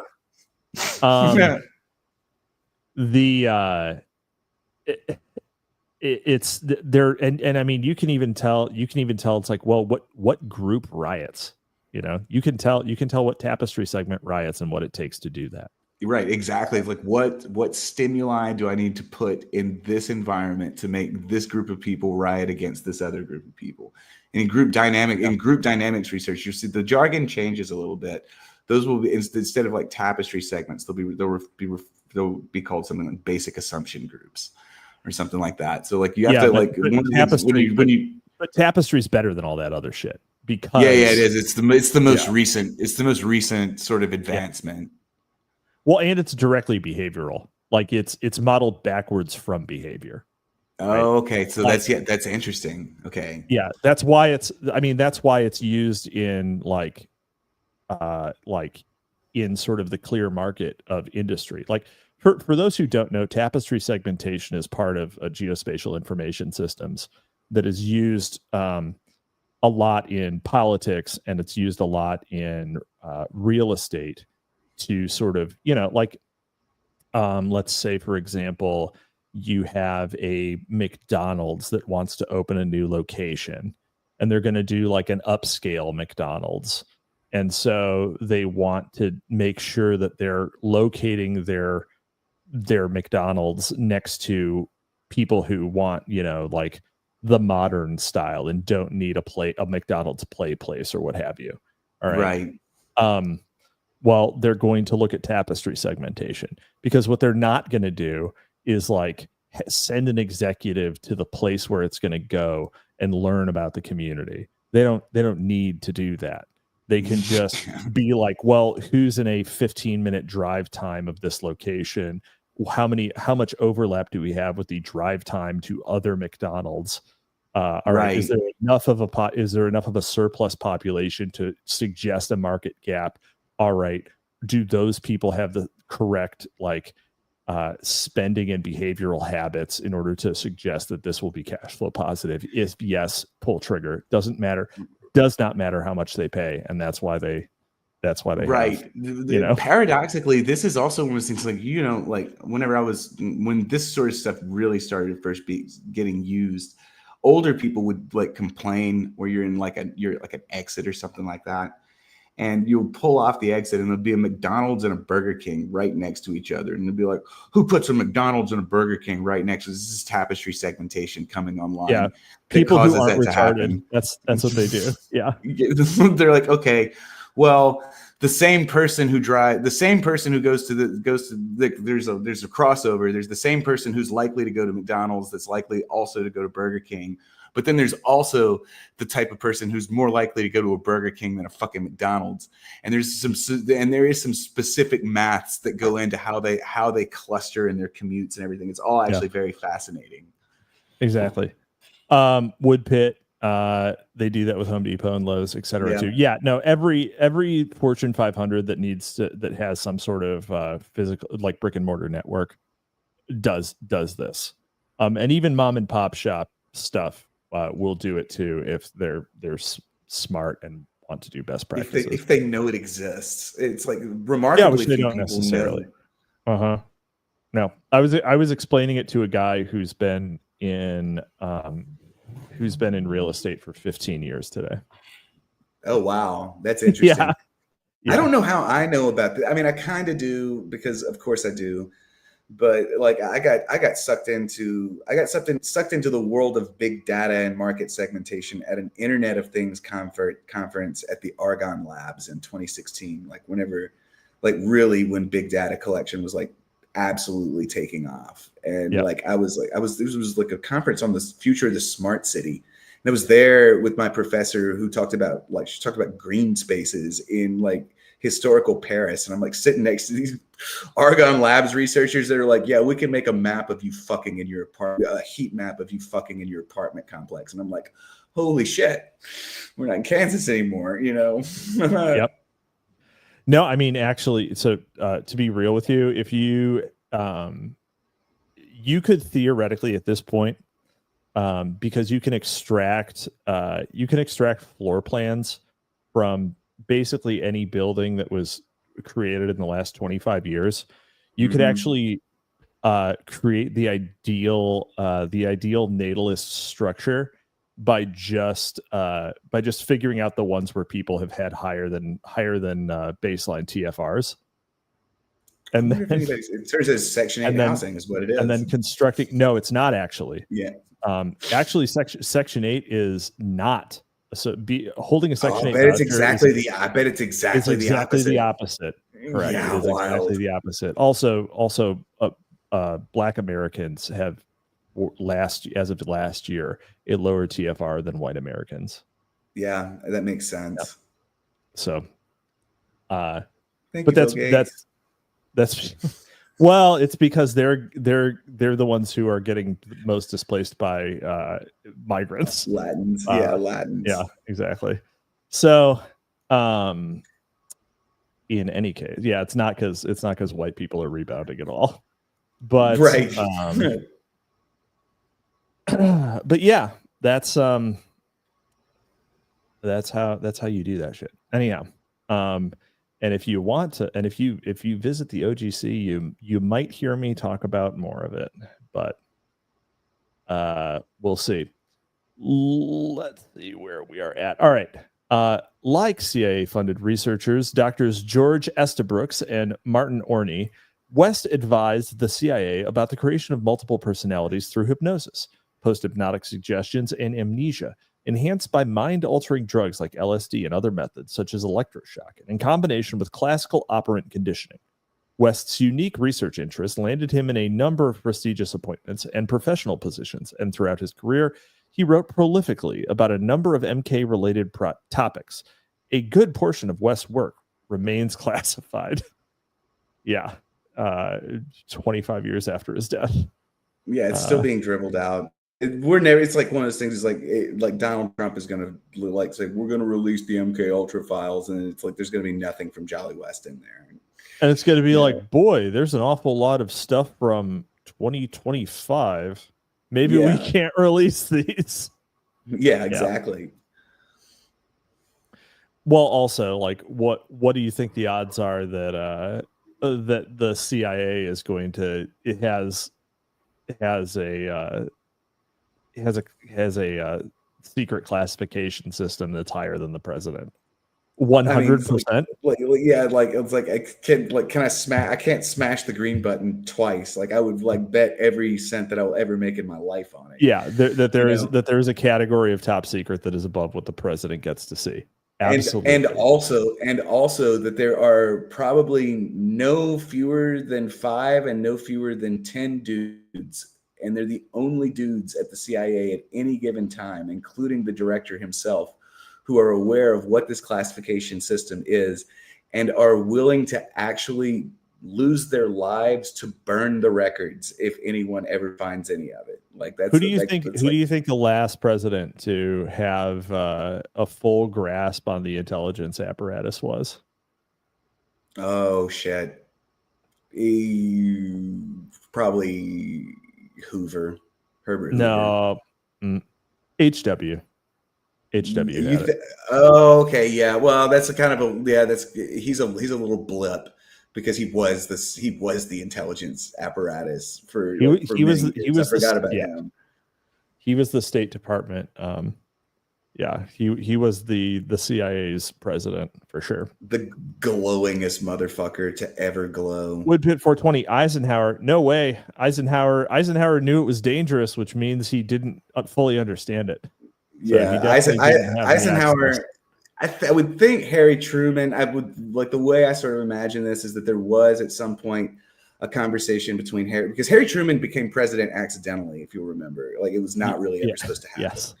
And there was a conversation at some point between Truman and Eisenhower where, Truman was like, there's all kinds of shit going on that I have. Truman was also the last Freemason president. Oh, that's true. Yeah. Yep. He was a member of the Sons of Confederate Veterans also. Mm. I don't know how or why, but he was. Interesting. Former Grand Master of the Masons, actually. And he was the president whenever they did all the renovations in the White House too. And he was like fixated on finding the cornerstone or what, because the cornerstone is like still missing. all of the foundation bricks of the White House. I know a lot about this actually. All the foundation bricks of the White House had Master Mason markings on them. And really? Truman sent one to every Grand Lodge in the United States, plus one to his home lodge, in Missouri, Hannibal, plus his Independence, I believe. Yeah. Mark Twain was from Hannibal. Plus one to his his best friend, his aide de camp, who he brought up with him from Missouri's lodge. So there are 53 of them because it's the states plus DC plus the 2 lodges that were just regular lodges. So yeah, he sent out 53. Sorry, 54 because he sent one to the United Grand Lodge of England. Oh wow! Oh, that's it. See, that's so fucking weird. Why would you do that? Why would you send one to England? They're the bad guys here. Oh well. Yeah, I do remember though seeing pictures of the renovations, and it's like, what were y'all actually renovating? They ripped out everything, like down to the base layer. Like, what were y'all looking for in there? Well, allegedly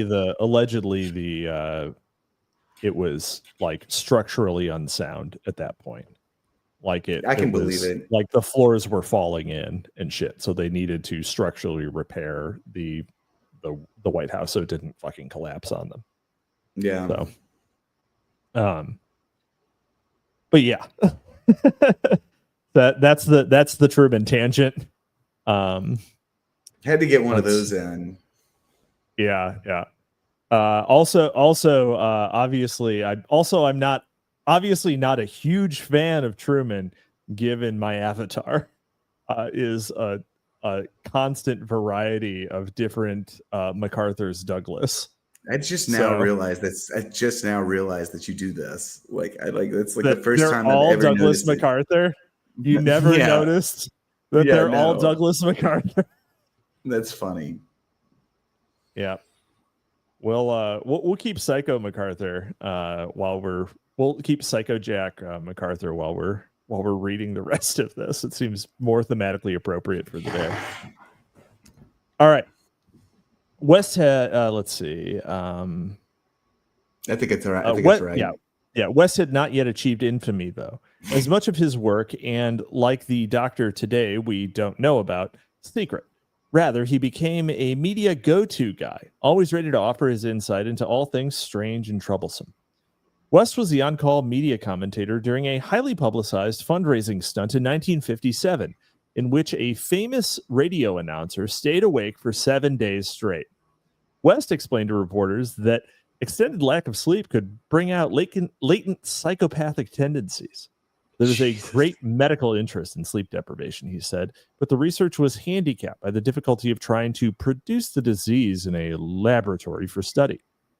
This was because, according to West, no doctor was willing to produce real mental illness in a person just to study it. In 1959, newspapers reported on a phenomenon called microsleep, or flash blackouts, during which people appeared awake and even walked around with open eyes, but were in effect sleeping, as evidenced by brainwave tests. West, along with Dr. Harold L. Williams, a psychologist at Walter Reed Army Institute of Research, presented the first scientific report on microsleep. Newspapers reminded readers that West knew all about this stuff, having conducted extensive studies into false confessions and other kooky behaviors induced through sleep deprivation. Yeah. Now we're at what's sort of interesting, I didn't realize he had a career before San Francisco. Like, I did not realize he was doing all this stuff in the 50s. Okay, so like this is like now we're in the 1960s. Whenever he's gonna turn up here and he's look who's in this paragraph. I've already brought him up once. CIA Director Alan Dulles. Man, here we go. But he's gonna turn up in San Francisco here in a little bit. You know who really likes Alan Dulles, or who really finds him to be incredibly consequential and underappreciated? Oh, who's that fat fuck? No. Stormy Waters. Oh, does he really? See, and Stormy, he's going to be at the OGC thing. I'm interested here. I'm interested to meet Stormy Waters. Yeah, I want to see where this goes. But yeah, no, Alan Dawson. Who is the TFW no GF guy? Oh, what was his name? I can't remember his name now. The fat dude, the fat dude. He was always talking about Alan Dulles as well. That's interesting. I do Logo not know Logo Daedalus. No, the fat dude that he was the. Oh my God, I can't remember anybody's name anymore. But that's how long I've been around the scene. Like turbo e-celebs from the right wing of yore, and I can't remember their name. Cantbot was his name. Yeah, Cantbot was also super into Alan Dulles. There was the long conversation that who was it? Who did he? It was Stormy and Pete Quinones. Yeah, they had a conversation about them. Anyway, that sounds about right. Let's see. Throughout the 1960s, as West continued to build his resume and media profile, the CIA and military refined and exported their survival interrogation schools, offering training programs for friendly democratic governments abroad. While the doctrine of psychological warfare, Psy-War, had existed previously, in 1953, CIA Director Alan Dulles declared psychological operations, PSYOPs, as the primary weapon with which the Cold War would be fought. In 1962, Army officials announced a dire need to cull psychological expertise to fight a new kind of war that could exploit national vulnerabilities in a way that would neutralize political opponents, namely indigenous left-wing resistance movements, through understanding the way they think. This then led to the military's unprecedented and wholly unique financial support for psychological research, as well as other social science research. I mean, ultimately, if you think of the conventional explanation for how the United States defeated the Soviet Union, like how the United States won the Cold War, I don't even know what the conventional explanation is. The conventional explanation is essential. Okay, so the slightly more I mean, I guess the conventional explanation is that the American way of life was merely victorious. Yeah, I mean, I'm so far down the rabbit hole. I'm like, did we even win? You know, we lost. Yeah. The slightly more aware explanation is that we essentially won because of blue jeans and hip hop. Like because we had like superior consumer technology, a more powerful, we won a cultural victory that caused their entire government to be unable to continue, which is, that part is true, kind of. Yeah, but it's a kind of true thing. But and I mean, if you read like any like Victor Pelevin or any other Russian novelists who were writing during the Yeltsin years, that is a thing that they talk about. They talk about the onslaught of advertising and how it was like how the Russian mind could literally not comprehend or cope with the brand saturation of their entire society. Hyper normalization is the word, isn't it? I think it's the word.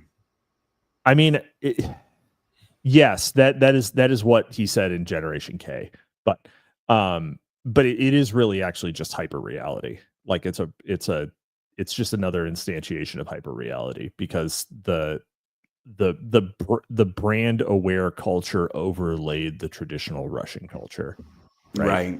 So and now we have Bobby. But the thing is that is that is like, one of the things that, we advertised, like we exported, like gayness, for example, is a cultural export of the United States. Yeah, absolutely. And, when you hear about countries that are resistant to that, getting the State Department mad at them, it's because they're resisting the export. Like they're resisting that. And that's why,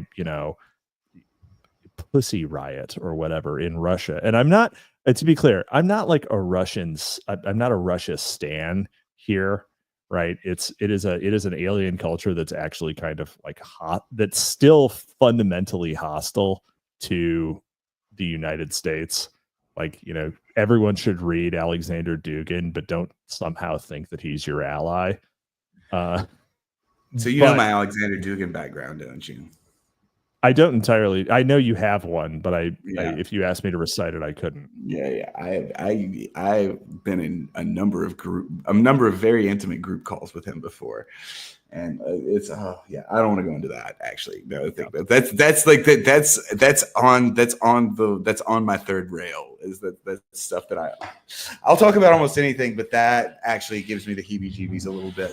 But no, I mean, it's totally true. And whenever you talk about, because Wendy specified left-wing resistance movements in the United States, it is it was the sort of intellectual movement that we refer to as the New Left, that actually coined the phrase. Oh, the libertarians. Yeah. They coined the phrase globalism, and because the sort of State Department approved, like, sort of phrase for this mode of interaction and governance was liberal internationalism. But it was the left that really first became anti-globalist, and they did so from the perspective of what we know today as the Third World Front, which was like, Palestine, Lebanon, Ireland and Lebanon, from like rolling the headless Thompson gunner. But when you talk about gayness, so queer theory is mostly the left was anti-globalist until 2009. That was, I mean, you think about even thinking about like in 1999 when the World Trade Organization met in Seattle, and there was a massive like class riot against free trade from the left. Right. Yeah. Like, but like all of these identity, and this is really during the Clinton administration. again. Yeah, like while Janet Reno is conducting all of this bullshit, like, so this is but the right was actually, the right was relatively relegated to these kind of like Joylon West, like sort of like play places in the heart, because the Republican Party in the 1970s, 1980s can't really be described as right wing in any sort of meaningful sense. They're the Nixonian White House is thoroughly liberal internationalists. There's relatively little that we would consider conservative about Richard Nixon. He's like very, very much a New Dealer. He was sort of the last New Dealer president. But he said the gamer word. But Sandbatch, he said the gamer word. Right. But whenever you talk about this left-wing resistance this is actually where, whenever you hear about Frankfurt School connections to the CIA and this sort of thing, what the Frankfurt School is actually doing is, Frankfurt School, the development of queer theory, the development of Black nationalism, so on and so forth. But what they're actually doing is they're instantiating artificially instantiating these sort of identity segments that can be manipulated via sort of consumption. And there were homosexuals before there were gays. That sort of makes sense. There's sexual deviance, but gayness as a lifestyle. You medicalize it, and then yeah. Right. Well, it's like it's all created to combat the domestic left initially is what was going on here. Where does gay sibilance come from? If you want like a wedge, to like really fuck with someone, an honest discussion of where gay sibilance comes from. Right. Yeah, exactly. Now, people are almost too dumb now to even be able to but like 10 years ago, you could really hang people up that way. I've posed that to gay people I know. And it has fucked them up. As it has been like a problem. And they have ultimately said, you know what? I can't reorder my life again. And so I'm going to pretend you never said that. Yeah. We're just gonna go with it. All right. I'm pretty far down this. I'm pretty far down this butt sex tunnel. Far down the butt sex tunnel. I can't turn around and find Christ. Yeah. Anyway, let's see here.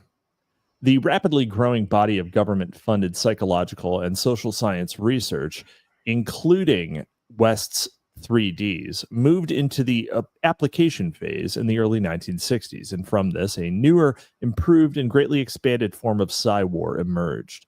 While technically considered unconventional, Psy-War actually became more conventional than traditional military actions and central to U.S. policies regarding so-called third world countries, where apparently hearts and minds were to be one, and if that didn't work, kidnap, brutalize, and kill with newly trained death squads. Ever-evolving psychological operations, PSYOPs, were waged against insurgents and insurgency movements within high-value Cold War theaters, including South America, Asia, and Indochina. Theaters that also came to serve as test sites for new methods of mind control, interrogation, and torture. Oh my God. The 20th century was so retarded. I love it. I love it. Absolutely. But it also get to a point where you just get like really desensitized to this. So like how many times in the same chapter can you say like CIA mind control torture, and you just be like, oh, I can't be exasperated by this anymore. It's like, oh, yeah. And so like even like sort of the process of like Wendy telling you about it just sort of normalizes it. Where are we at on the timeline here? CIA torture and mind control. Well, but that's the whole timeline. Always has been. It always has been. Does it ever get any better? No. Well, depends on what you mean by better. Do you mean more effective? Yes. But in about 20 years, we're going to invent blue juice, and it's going to be and then we're fucked. We're just going to have Aylmer injecting the murder nut directly into our brain stems. Watch Brain Damage, everyone. Great overlooked exploitation movie. Everyone should watch. Drawing heavily from West's conception of the 3Ds and the related work of Wolff and Hinkle, and central to Hinkle, the grandfather of Jackson Hinkle, by the way. Is it really? And I have it no is. idea. It probably. It I have probably no idea. is. It probably like, fucking is, though, right? No surprise. Yeah. How unsurprised on a scale of 1 to 10, 10 being the least surprised? How unsurprised would you be? 8.5. That's a fucking. It'd be a fucking 9 for me. You know, just say 9. Whole numbers. Come on. Have a spine, Sandbatch. Let's see. Hinkle, and central to ongoing Psy wars and those to come, was the CIA's infamous 1963 Kubark Counterintelligence Interrogation Manual. Kubark was instrumental in conveying the most efficient means of coercion and interrogation, including sensory deprivation, isolation, threats and fear, debility, pain, heightened suggestibility, and hypnosis, narcosis, and even mock executions. ISIS. Big fan of mock executions, by the way. According to Kubark, successful interrogation involved the gradual regression of the subject's personality, most efficiently achieved through the 3D techniques, and those designed not only to obliterate the familiar, but to replace it with the weird. That's ultimately rendering the situation mentally intolerable thereby. Through the systematic escalation of tactics, eroding psychological defenses and structures, including regression and forcing compliance. Kubark was a required textbook for CIA agents and interrogators. The replacement that the design not only to obliterate the familiar but to replace it with the weird. Yeah. There is a little red Mark Fisher book about the weird and eerie, which is which covers a lot of literary criticism, but also, of course, covers social theory, as of course he would. I think more people need to read that, and fewer people need to read capitalist realism. Frankly, I've never read any of his work, because I got sucked into Nick Land, and I was just like, I don't need that. I don't need other shit. Dr. Land's gonna tell me everything. But that's I'm hesitantly I might have to actually delve into some of those. I think capitalist realism is quite good, and it gets into the sort of semantic and conceptual topology that we exist in, but I mean, it's also the things that he points out there are I think it's probably more appropriate to call it liberal realism than capitalist realism. And there's if you're just following, and that won't be anything new to a lot of people who would be listening to this, right? Because if you're thinking it's like, okay, well, let's say we're all anti-liberals, but if you're a reasonable person, you also realize that you can't be a monarchist because monarchy had its day, and we can try to say, Trump has the mandate of heaven and make the mandate of heaven real again, but most people don't even know what that fucking means, and so it will have no weight, right? The mandate of heaven had weight because people literally believed that you couldn't overthrow the king because God put him there, right? God specifically selected this guy. There wasn't an election because God elected him. And you can say you believe that, but do you really? Yeah, it's like who is based enough for that? Nobody's fucking based enough for that. Curtis Yarvin doesn't believe in Yeah. The Pretty sure King of England went to the hospital today. Nobody gives a shit, you know. Yeah, it's like, oh no, what happens if the King of England dies? Well, it doesn't fucking matter because he doesn't do anything, you know. Right.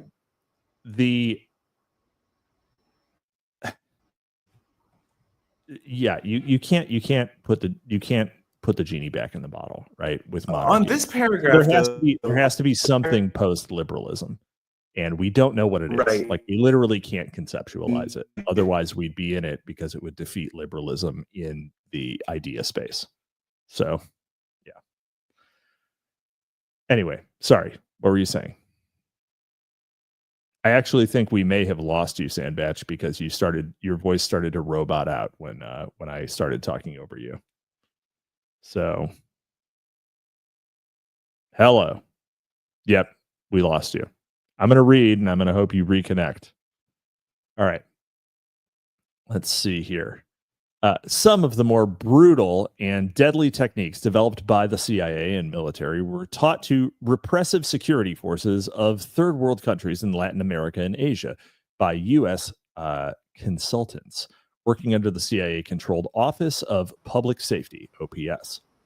Amazingly considered a form of foreign aid, John F. Kennedy established the OPS in 1962 as part of a larger counterinsurgency effort meant to avoid the appearance of waging traditional war.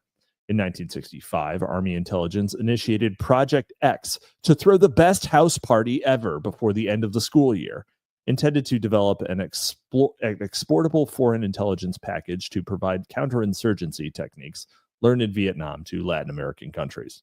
Sandbatch, are you back with a good connection? Am I back? You are. Okay, good. Yeah. My internet's been dropping for like 30, getting really patchy for like 30 minutes a night. And I actually, like, when it dropped just now, though, I assumed that this was it, that they were coming for me. They were like, "We know what you're doing," and like they had arrived, and this was it for me. Yeah. I mean, if you don't own a signal interference device, just like a broad spectrum signal jammer, I don't know what you're doing. I don't know what you're doing with your life. I'm not married. You need a shielded Baofeng shortwave radio and a broad spectrum signal jammer. my body is useless. So the only thing, like, I'm gonna go down in the line of fire is what's gonna happen here. You're gonna heroically hold them off with your self-defense hand grenade.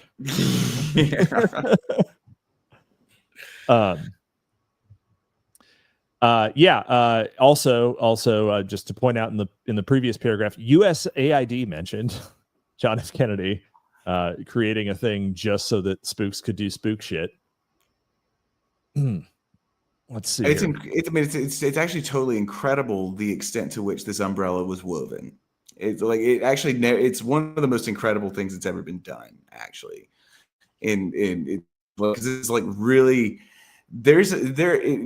She doesn't really touch on this all that much, but you can actually, and I've written about it a little bit, but you can actually go back and you can discover in the 1940s and 1950s, whenever they've sort of realized the gang that like did World War II, they did the total war in World War II, and then they sort of realized that the political economy that the world ran on prior to World War II is no longer viable. But they also realized that they had sold this sort of crusade for democracy and this crusade for freedom so thoroughly that they couldn't just change it. And so like this elaborate tapestry of like sort of institutions that get spun up to like sort of slowly bleed up. And just, to go back to the last paragraph, and it's just the last paragraph is just the gradual regression of the subject's personality, to do that on a mass scale and like sort of like change this whole thing gradually over the course of 2 decades to whatever it is we're in now. It's fascinating. And that's really what the MK Ultra project is in a lot of ways. Yeah. I mean, what MK Ultra is today is essentially it's in everything. It's in our culture. We are unknowing vectors for whatever messages are being propagated through it. and It's the body without organs. It's the body with it. Well, no, we're the organs. Actually, we're the organs and the organelles, and one or two of us are the mitochondria. We're the powerhouse of the cell. The powerhouse of the cell. That's right. That's what we are. Let's see. In 1967, the CIA coordinated the diverse counterinsurgency efforts of various agencies, including those of the OPS, in what was called the Phoenix program, described by CIA Director William Colby as an essential part of the war effort, designed to protect the Vietnamese from terrorism. But in actuality, it was the culmination of the CIA's mind control project. The joint counterterror operation was headed by CIA Director William Colby and executed largely by the Army Special Forces, who themselves relied on the guidance of theories and methods of PSYWAR and 3Ds as outlined in military intelligence manuals such as KUBARK. Phoenix targeted, arrested, abducted, interrogated, starved, tortured, mutilated, and killed untold thousands of alleged Viet Cong sympathizers, most of whom were probably guilty. Yeah. PSYWAR also involved staging false flag operations involving a campaign of highly publicized atrocities blamed on leftists, progressing in stages of psychological terrorism, culminating in mass beheadings and mutilations. The project also functioned as an enormous factory for human experiments of the terminal variety. The alleged death as esteemed U.S. psychologists observed and advised. In this nightmare, prisoners whose status as civilian or combatant was unclear were abducted and treated to a cornucopia of unconventional methods. Electroshock, throwing people out of airplanes, cutting off fingers, ears, fingernails, and sexual organs, and inserting dowels into the brains of certain prisoners while others were forced to watch. That's almost. I didn't even know this shit. I don't know this. This is new to me. Hey, man, if you don't insert a dowel into the brains of someone while forcing another to watch, have you even had your coffee that morning? That's what I'm thinking. That's what I'm thinking. The most notorious OPS public safety advisor was FBI agent and CIA consultant Dan Mitrione, sharing the devilish details of the CIA's newly developed dark art with nearly every U.S.-backed state in Central and South America. Mitrione taught, normalized, and institutionalized their police forces' use of systematic physical and psychological torture. His school of information extraction was founded upon the theories and methods of the 3Ds, PSYWAR, and KUBARK. Mitrione instructed that effective interrogation included, but was not limited to, placing subjects within cramped temperature and sensory input-controlled boxes, electroshock, sexual humiliation, forced standing, beating, abduction, and the torture of prisoners' families. He demonstrated his lessons to students using pregnant women, children, and random beggars off the street who sometimes ended up dead. The other day, I was going to the ATM because I needed cash, and the ATM told me to feed it a kitten, and so I took the. So went and got a kitten. There was a kitten on the street next to me, and so I pulled out my carry and I put the kitten's little fluffy skull right next to the card reader, and I just jammed it in there. Jammed it in there. The machine said to do it, so I did it. Yep, that's what happened. That's incredible. I mean, I sort of imagine this. I'm sort of getting a much better mental image also of why South Vietnam in particular was such a fucked up country. It's like because it's just like this just perfect sort of artificial instance. You talk about nation building, but we're so familiar with that. We're so familiar with that phrase now that the rapidity with which we, especially our early experiments, which we tried to do it. And there's I guess this is a really good example of sort of the violence that we attempted to essentially astroturf the South Vietnamese state with. And it just didn't. It didn't work. It's like this stuff doesn't work. Yeah, this one didn't work at all. Very well. Yeah. Some of the details of the U.S.'s counterinsurgency program came to light when Mitrione was abducted and murdered in Montevideo in 1970. Ostensibly in an attempt to eliminate torture, Congress dissolved the OPS in 1975. And by dissolved, they mean changed the name. Gave it a different name. Yeah. Although in name only, a similar. Oh, God damn it! Why do I ever say anything? Wendy will just. She's on it. Yeah, as similar programs under the direction of DoD and U.S. military, as advised by the CIA, continue to propagate the techniques of systematic torture. The Army's Project X existed until at least 1991, and definitely exists after. In a baffling twist of language, counterinsurgency programs came to be known as counter-terror programs, but the methods remain the same. While many of the... That's not really baffling, but... While many of the records were destroyed, several details of the Phoenix program, as well as Mitrioni's pedagogic work, are echoed in more recent official U.S. interrogation and survival manuals and practices, all clearly based on the foundational theories and writings of West, Wolf, and other MKUltra researchers. Have you ever been waterboarded, Sandbatch? Yes. I have not been waterboarded. I have been beer boarded at a party one time. I wonder. It's probably not that much different. It's actually, I'm told it's actually a little bit better to be beer boarded because the carbonation, like it, they break the sensation. You get a foam, and it's less bad. Yeah, it's not as it doesn't have as much surface tension, right? So it doesn't want to. It doesn't want to stick to your face as much. We did waterboarding for fraternity hazing. Brilliant. That's really good. Did the blood vessels in your eyeballs burst? Yes, they did. Yeah. It was like one of those things where this is like the very tail end of when you could get away with that sort of thing because you had to go to class the next day. It's like fuck. What have you been doing? I'm just really high. I don't know about that. Wood pit milk boarding might be worse. the real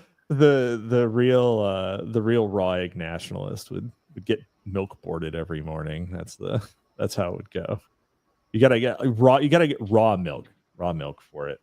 Oh man, I wish I had some milk now. Yeah, that'd be great. Every time we do one of these, I'm always drinking a giant mug of ice water with half a lemon in it, just so that my voice doesn't get completely shot. Yeah, I've been impressed actually. My voice is kind of shot right now because I got the flu. I got the Ozark Dang up in Arkansas last weekend. It hasn't dengue fever. Yeah, it hadn't quite gone away. But yeah, I was like, I hope he didn't expect me to do too much reading tonight because my voice would go if I did. I also chain smoke cigarettes, so there's like that issue as well. Yeah, that's why you're the rough and tumble Jimmy Fallon. Right. I've been told that a number of times. Like people tell me you're kind of like Jimmy Fallon. Doesn't Sandbatch sound like Jimmy Fallon? I think he sounds like Jimmy Fallon.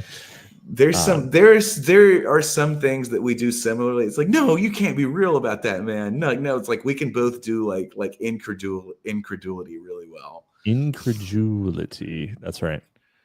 Yeah, but you don't have the personality of a golden retriever. So, the extensive personality of a golden retriever. I don't know how Jimmy Fallon treats his sexual slaves. I was just saying, I have all of the women, most of the women that I've dated, except for the most recent one, would actually use golden retriever to describe me. Like one of it, but I am very. This is one of the strange things about me is I'm very different in sort of cross gender relations that I am just normally. Like it's kind of problematic. So they say my activation word is what they do. It's get pegged for mommy. I was going to say it's you want to see my feet is what it is. But, oh my god, I got to stop saying that about myself, or people are going to start believing it. You're not the Gabe's not in the chat, but if he was, it would be he would say you are not eroticos preditore. Oh, he is here actually. Just woke up from a magnificent bap. I'm pretty sure he didn't mean bap. Yeah. What does he mean? Yeah. Anyway, yeah, you're very eroticos. I don't know what I don't know. You're a Latin speaker, right? What would be what's the Latin word for pray? Oh, you mean like to be like run down? I thought you meant PRAY for a minute. It's PREY. It's prey is what it is. It's a Latin word. Lame. Yeah. Sometimes it doesn't get any better. Sandbatch is not invited to the Dare to Love Club. that's the start my own Dare to Love Club. Yep. With blackjack. Jack and hookers. Yeah, that's right. We're on the cusp of a really good paragraph here. Well, I mean, we're always on the cusp of a really good paragraph. They really are. They're it's banger after banger. You know, Wendy gets a little lazy sometimes, though. Like baffling. Her choice to insert baffling in that last paragraph was a little questionable. Yeah, it's like, no, that totally makes sense that they would do that. Look, in the context of everything else you've said in just this chapter alone, Wendy, you should not be baffled any longer. Yeah. Yeah. All right. Meanwhile, after a 1963 internal audit report by the CIA, MK Ultra was renamed MK Search as identical research resumed. Countless state and federal law enforcement, military, and intelligence agencies continue to act in conjunction with and or under the direction of the CIA, both domestically and abroad. Never a slacker, West remained quite busy. He not only continued his work on those topics, but also took on other hobbies and was appointed to a number of additional prestigious positions. He also wrote extensively on, among other things, LSD, hypnosis, the ability to induce anxiety through hypnosis, hallucinations, suggestibility, sleep deprivation, dissociative reactions, brainwashing, violence, specifically racial violence and how to prevent it, scuba diving, the marijuana problem, inducing false memories, and transcendental meditation. And if you don't know about TM, that's a whole other fucking show. David Lynch was really into transcendental meditation, and one of these things is sort of interesting here is if you notice that is what just got rattled off there is pretty much the recipe for how you make an e-girl. Like it's pretty much it. Excuse me, sir. She did not mention the Hegelian dialectic. That's true. It's the only thing that it took until 2018 to figure that out. Yeah, that was the missing piece. Or being a white nationalist who is nonetheless Latina. So, yeah. Though West later told the Jones team that he had a pretty good reputation in Oklahoma, a number of Oklahomans remember him as the former head of University of Oklahoma School of Medicine, who in 1962 accidentally killed Tusco, a 7,000-pound Asiatic male elephant. Tusco met his demise after West injected him with a heroic yet poorly calculated dose of LSD. Apparently, the largest known dose of LSD administered up to that time, in an effort to reproduce symptoms of recurring elephantine temper tantrums. One recent news report noted, rumors persist that West was on LSD during the experiment and follow-up autopsy. A few years later, West's unfortunate killing of Tusco was mentioned in a news report with the headline, "Elephant never had a chance after LSD shot." The report discussed theories that LSD could actually increase IQ scores, arguments for and against the therapeutic use of LSD, the testing of LSD on 20 hippies of both sexes at Northwestern University, and the adverse effects of tests on the hippies, on the aforementioned hippies. I was just point out the Tusco thing. The Tusco thing is so fucking legendary. I think have to talk about it for a second. Every time someone murders an elephant, it goes down in history. Remember, right. Remember when Henry Ford murdered an elephant? Yes. The Tusco thing is interesting because it happened in public. Okay, this was not not a thing that they didn't even wait till end of business on the Tusco thing. They literally just hopped the fence and shot this elephant up with 10,000 doses of LSD right in front of people, and he just keeled over dead immediately. And they attempted. Oh my god! Uh-oh. Sandbatch's internet went out again. All right. Well, we're gonna while we wait for him to come back, we're gonna read Gabe's super chat. Gabe says, to pop Sandy's cherry, if you have to choose between spending all year in a futurism art gallery or reading all of O'Connor's writing, what would it be? And I didn't know what the super chat said before I started reading it, but now that I realize it was a question for Sandbatch, who apparently is not able to answer, I feel like a real goofy goober for having read it. You hear me? Am I back? Yes. Now we can hear you. Yeah. The answer is, wait, I have to read it again. I've already read all of Flannery O'Connor's writing, so it may break the question. It does break it. If you had to choose between spending all year in a futurism art gallery or reading all of O'Connor, obviously I would spend all year in a futurism art gallery because e-girls wander in occasionally. Oh, that is your natural environment, an e-girl rich one. Yeah. Yeah. Let's see here. All right. Well, thank you, Gabe, for giving us $4.99. Couldn't squeak out that last penny, huh, bud? But thank you for giving that to the stream. And as everyone knows, Sandbatch does not have two dimes to rub together. So any super chats will be shared equitably with our friend Christopher Sandbatch. Oh, that's so nice. So keep those coming because this boy needs to keep himself in e-girl dates. And what was it I said the other day when I went on the Cruises podcast? And I'm like, I'm unhealthy and I'm the only one of me you've got. You ever pay up, pony up. This guy can't survive on peanut butter sandwiches and Maruchan ramen packets. He doesn't even know that you can boil the ramen to make it soft. Yes, I thought you could eat the plastic. He did. Well, because it kind of like makes the same sound as the noodles if you don't know that you can boil them. Yeah. So no, but the Tesco thing, yeah, they did this shit in public and like in front of people, and then like they almost had to go around like flashy, like MIB style flashy thinging people. They did a dragnet because they realized that they'd really fucked up, and so I had never heard before that West was on acid at the time whenever they decide, but it makes sense that he was just like, we're gonna just do this shit now.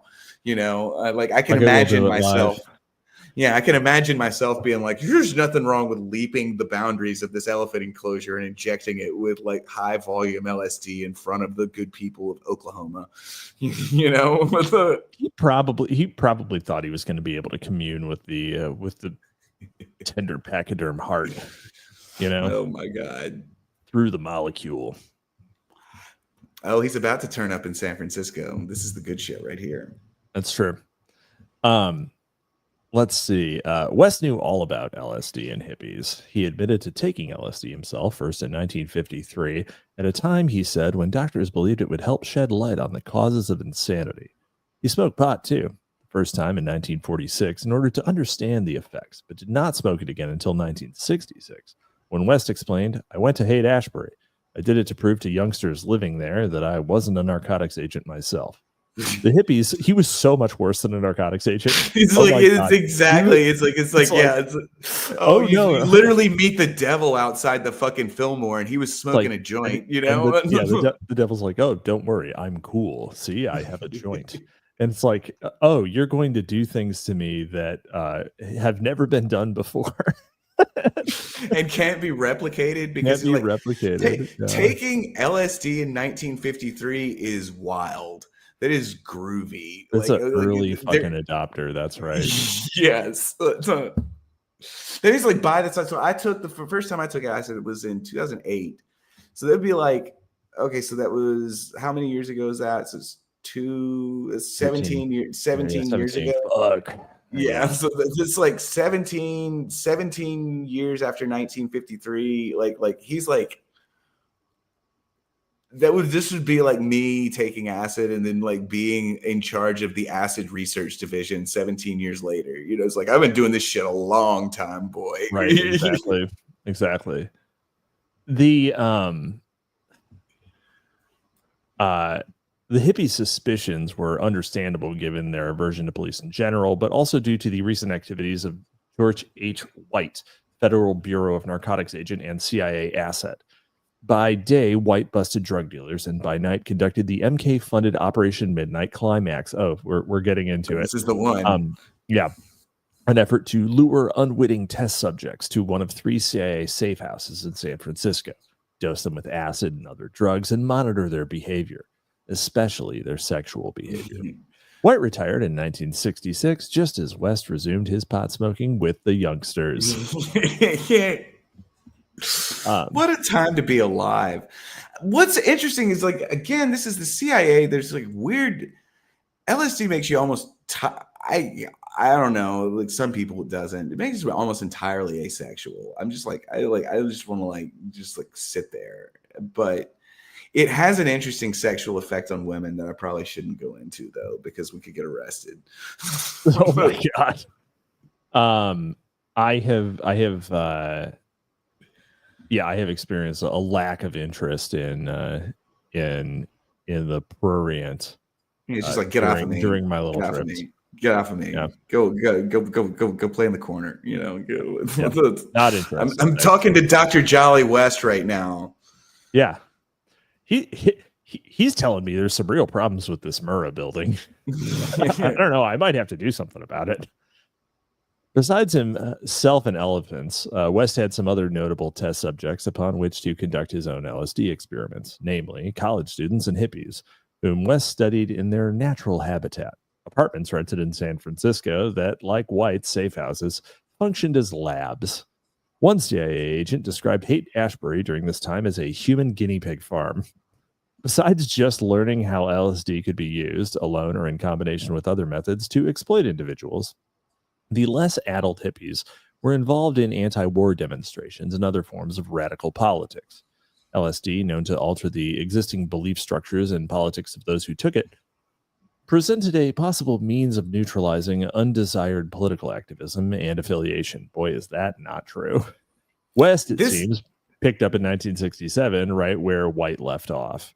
An archive of West's work at UCLA contains some of his related unpublished papers, including one entitled Make Love Not War, notes on the sexual customs of some American hippies. Whatever West's reasons for hanging out with the youngsters and monitoring them, he subsequently published many papers outlining his deep understanding of hippie culture. One wonders if West ever used LSD to induce temper tantrums in the hippies. Well, I mean, of course he did. Yeah. He was raping hippies. He was giving hippie bitches acid and raping them. He was like, "This is what he was doing." Like, there's almost no chance it's not what he was doing. But this is the thing about LSD that I always warn people about, because there's like a right wing sort of subculture that's it's into the baseness of psychedelics or whatever. And I always like to point out that I've gotten really lucky.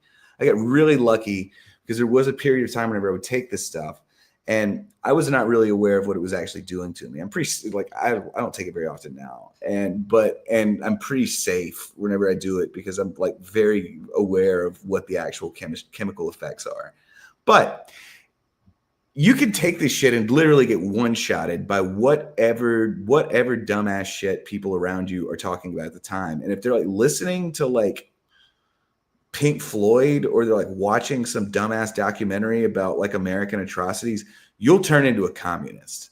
Right there. You got to be real careful. You have to be very careful about your environmental stimuli whenever you take this shit. That's just, I'm not telling you to go take it, but if you do, be very careful about what you, especially if you've never done it before, be very careful about what is around you whenever you do it, because you're going to be very impressionable. I just posted something in the private chat. I tried to post it in the main comments, but I am sadly unable to do so. Actually, you know what I'll do? On the post about the show, I will put it in the replies. It is the link to the archive of Jolly West's work at the it's available in California. It is not available online, but there are hundreds of files. Hundreds. Where are they at? They're at UCLA. Oh my God! I was in Los Angeles last fucking weekend. It also includes. Hold on. It also includes multiple things, including a chart of Jack Ruby's life that was produced by Jolly West. I wonder what it like. I want to see it. Like, there's so much. The Scientology wars. There are dozens. There are dozens of people's. There are dozens of things related to Jack Ruby in the papers of Jolly West. This actually might be. I am actually really good at getting into university archives. I'm sure you can. I'm sure you can do it. Yeah. No, this is the kind of stuff that, like, the psychology of the pogrom. This is the kind of This is the kind of thing you actually mental illness and American dilemma.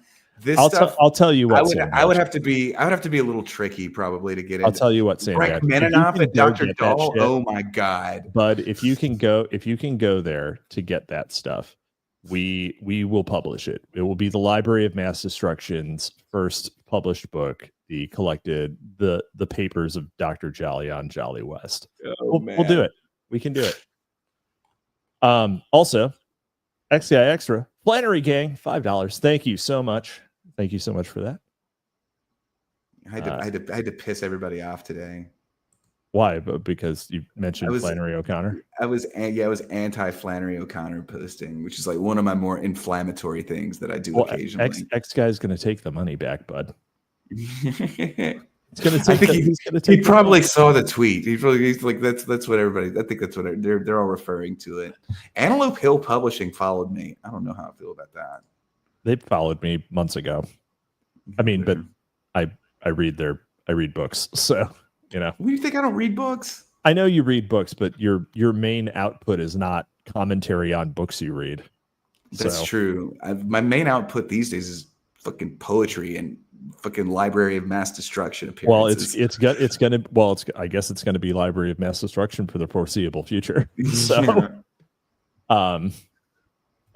X Guy Extra, he thought you read all of O'Connor's work because you liked it, and instead you counter signaled. I like quite a bit. I actually like quite a bit of it, but I always use Flannery O'Connor. I use Flannery O'Connor's milestones to bring people to other writers that I like, and I'll do it on Twitter, and I'll like here's 5 other writers you should read in addition to or instead of Flannery O'Connor. That's what I was doing today. That's why Gabe was on me. It was her 100th birthday 3 days ago, so that was the benchmark. Unfortunately, she was dead. Yeah, she didn't make it. She didn't make it. I was surprised that she was not older than that. That is a little surprising because what Dick Van Dyke's 100, he's totally gonna make his 100th birthday. Is he still alive? Oh yeah, Dick Van Dyke's totally fucking alive. No way. Yeah, he almost got burned to death in the LA fires. Like this narrowly escaped. What does he look like now? He was in a movie like 3 years ago. Yeah. Anyway. Perhaps in an effort to neutralize increasing public panic about the growing use of LSD, a 1966 article in a local Oklahoma newspaper declared that despite vague and unconfirmed rumors of the drug's popularity, there had been only 2 confirmed cases of LSD use in the entire state within the past year. Boy, that seems fucking unlikely. No, it's fascinating. It is. There's a couple of things that's fascinating. It is fascinating how non-ubiquitous LSD use was. Like even all the way through even 1967, even into the 70s, heroin was actually the real problem in the Haight-Ashbury. Heroin was the drug that was really causing. The more things change, the more they stay the same. Right, exactly. The population that was using, I think, still as recently as 2015, I think it's like 1% of the population in the United States has ever tried LSD. Whenever you talk about this, I am the 1%. Yeah, yeah, exactly. But whenever you talk about especially this countercultural scene, I don't feel like I'm sure a lot of the audience has been to San Francisco. It's not a big town, first of all. It's like less than 1 million people live in the city of San Francisco. There were far fewer then. The Haight-Ashbury is not a big neighborhood. North Beach is not a big neighborhood. Berkeley is not a big place. You actually physically can't fit all that many people in these places.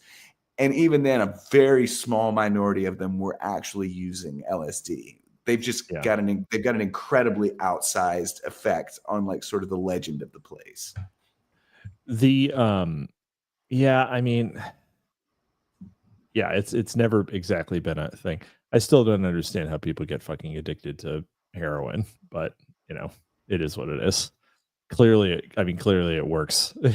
Clearly it happens. I'm allergic to opiates, so like I would just die, you know. Yeah, you just get incredibly sick and feel more pain actually. Yeah.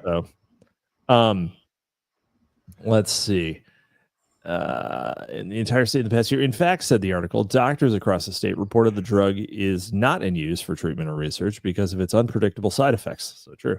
Among the state's doctors quoted in the article was West, who said that while there had been a great deal of talk about the drug, there had been little use, and at least in Oklahoma, as young people were still concentrating on alcohol. Based. Although the accuracy of this report is doubtful at best, LSD use was probably less frequent in Oklahoma, as aside from the elephant, a good portion of West's hallucinogenic adventures occurred in California. The two confirmed uses were Jolly West and the elephant. And Tusco, yeah. Tusco. There was only so much LSD budgeted for Oklahoma, and they shot it all straight into Tusco, you know. Also, just to like, you know, not to demean the dead here, but like, did a fucking 4-year-old named Tusco? What a dumb name for an elephant. Terrible name for an elephant. It's like, what are we naming him? Tusco. Okay. It's like, if you have children, never let your children name your pets. It's probably some like retarded name. Some dime store novel or something like that featured like Dumbo is the other one. Like Dumbo's pretty dumb too. Dude, Dumbo's classic. Dumbo's Lindy. Dumbo's Lindy. Tusco is out, but Dumbo is in. Okay, yeah. Got it. I'm with you. Yep. Stupido is fine too. Just insults are great. I want to see an elephant named Walrus. Land Walrus. This is our elephant. Land Walrus. Anyway, that was probably retarded too. Actually, I take it back. Genuinely terrifying moment just now. Someone followed me on Twitter with exactly my fucking father's name, and I almost had a heart attack. Oh wow. Well, was it your father? Don't think so. No, definitely not. Okay, we can continue now. Okay, great. Let's see here. West of it, also, I just, I'm going to doff my hat once again. Oh, this is good. Every elephant name is some variation of retard. Thank you. Thanks, sex freak man. Thank you, sex freak man. But Wendy did have a little zinger there. When Wendy was getting a little spicy. Although the accuracy of the report is doubtful at best, LSD use was probably less frequent in Oklahoma, as aside from the elephant, a good portion of West's hallucinogenic adventures occurred in California. West eventually did gain notoriety for advocating the selective prohibition and supply of pharmaceutical drugs to problematic populations as a way of exercising political control over those who engage in active, organized, vigorous political protest and dissent. A based advocacy, if I do say so. Making a direct comparison to Huxley's Brave New World and suggesting that sounded a lot like dystopian vision painted by McVeigh to Steve, and certainly could not have made his hippie friends all too happy, West wrote, "Control can be through prohibition or supply. The total or even partial prohibition of drugs gives the government considerable leverage for other types of control. An example would be the selective application of drug laws permitting immediate search or no-knock entry against selected components of the population, such as members of certain minority groups or political organizations. But a government could also supply drugs to help control a population, with the governing element employing drugs selectively to manipulate the governed in various ways. just supervillain shit. Like this is stuff that's like I'm so inured to it. Like I'm just like, okay, Wendy, let's get your bullshit shit-led complaints out of the way. It's like, oh, but he did just actually say that. Yeah, this is the classic litany of like sort of anti-globalist left complaints. Especially like they have some fetishes about like things like no-knock raids that I mean I kind of share, but I just don't talk about them as much. Like that's like a thing that it's like she's writing in a specific genre here now. Well, the thing that I mean, so first, things like no-knock raids are bad under the circumstances of a reasonable population. Right. The problem is the constituents of the population that make those things a desirable policy. So if West was just slightly more based, he would be a lot less evil. He is one of those people that like sits right on the cusp of unfathomably based, but like instead he's like the most evil person ever. Yeah, exactly. In 1964, West, then head of psychiatry, neurology, and behavioral sciences at Oklahoma University School of Medicine, along with Dr. Chester M. Pierce, chief of psychiatric services at the Oklahoma City VA Hospital, who helped West dose Tusco, presented the findings of their study of the lives of 9 Negro protesters who, from 1958 until 1962, opposed unjust racial laws through civil disobedience. Well, this is kind of the CIA snake eating its own tail, isn't it? Yeah. I like how also Wendy, I like how she puts Negro in quotation marks. What do you want to call him, Wendy? What do you want to say? The gamer word. That's why she won't come on the show. West and Pierce found that for the most part, they went on to lead successful lives, although they tended to focus more on the race crisis and its ramifications than they did intentional national or even local current events.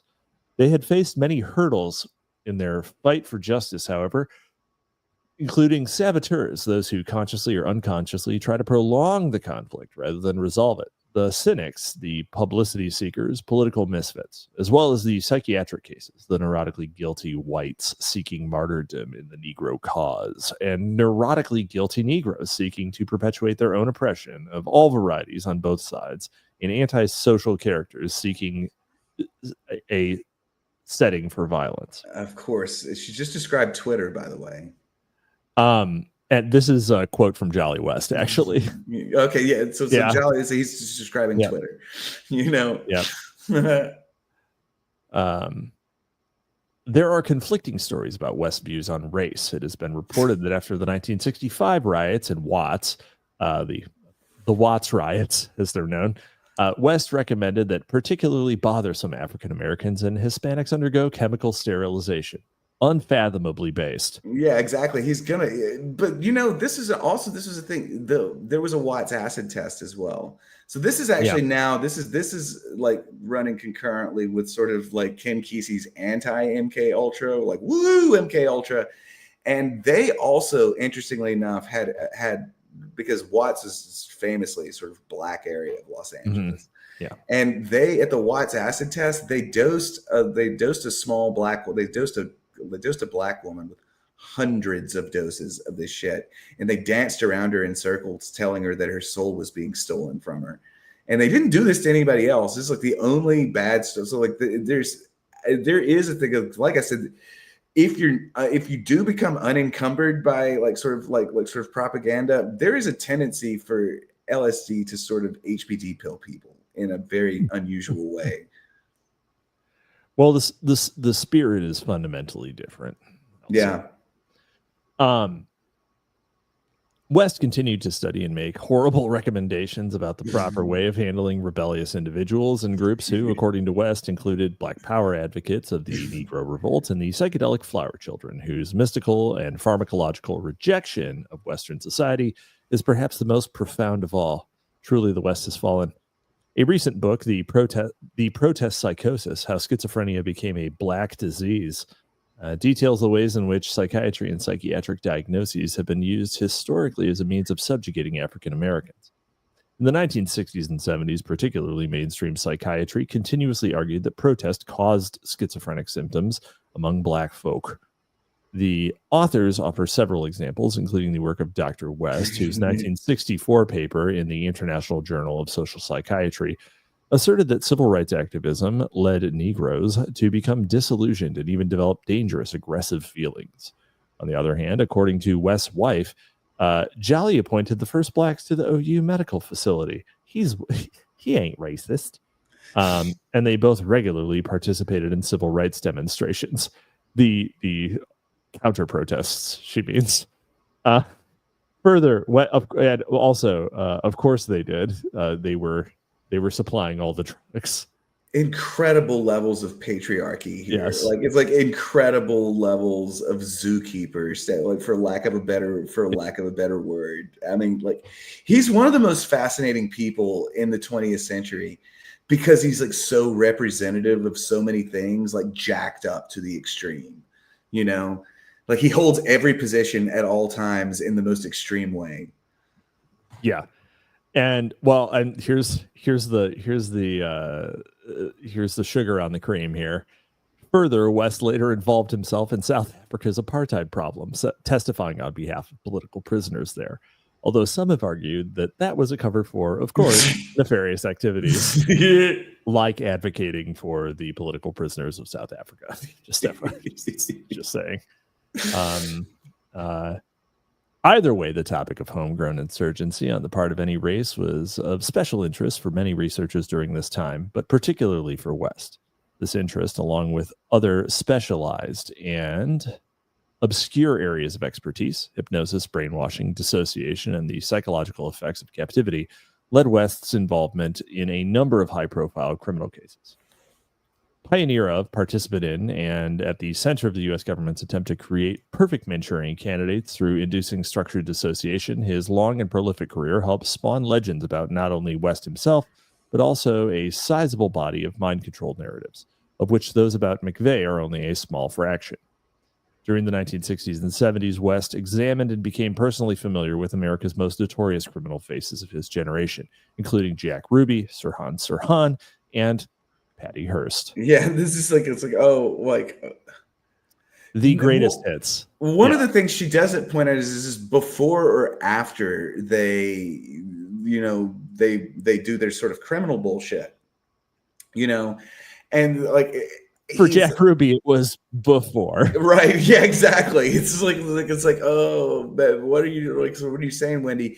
She's not being real cagey here, but you know, whenever I look this other stuff up, there's a lot of Joyland West has a lot of defenders still for some reason, and there are a lot of people that have cast aspersions on this book, claiming that the McVeigh connection that she focuses on isn't even real and that she's fabricated it. I believe every word she says, you know, just because it's like Wendy Painting has never been wrong, right? It's like everything she says smells right to me, even when she gets a little shit lippy about it. But like there was a remarkable fifth column that's like, oh, like not like quite Sandy Hook tier, but this book has like a much bigger cult following than I realized that it did. And there is a brigade of people devoted to sort of like claiming that this Joyland West connection is totally fabricated. Yeah, those people are all fucking spooks. It's exactly right. It's a psyop. Yeah. So we're going to wrap it up pretty soon here. I'm going to check if we're not even close. We made the worst time we ever had.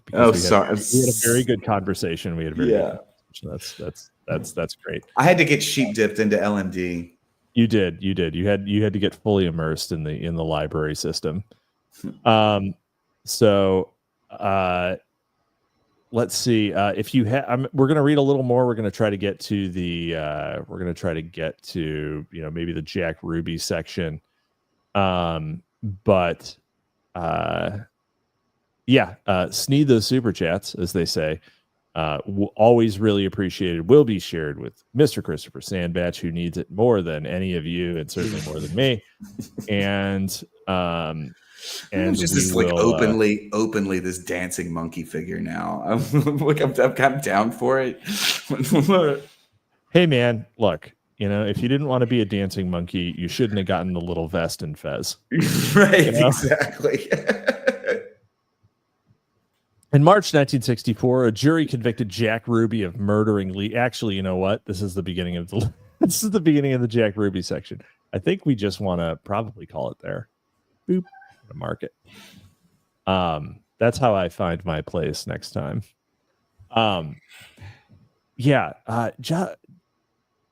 Jolly West is the main character. He's the main character in the 20th century. Probably one of the most consequential. I've made this argument. I mean, he gets mentioned in the most important song of the 20th century, which is "We Didn't Start the Fire" by Billy Joel. He says Jolly West. Yeah. So this is like, he was always this.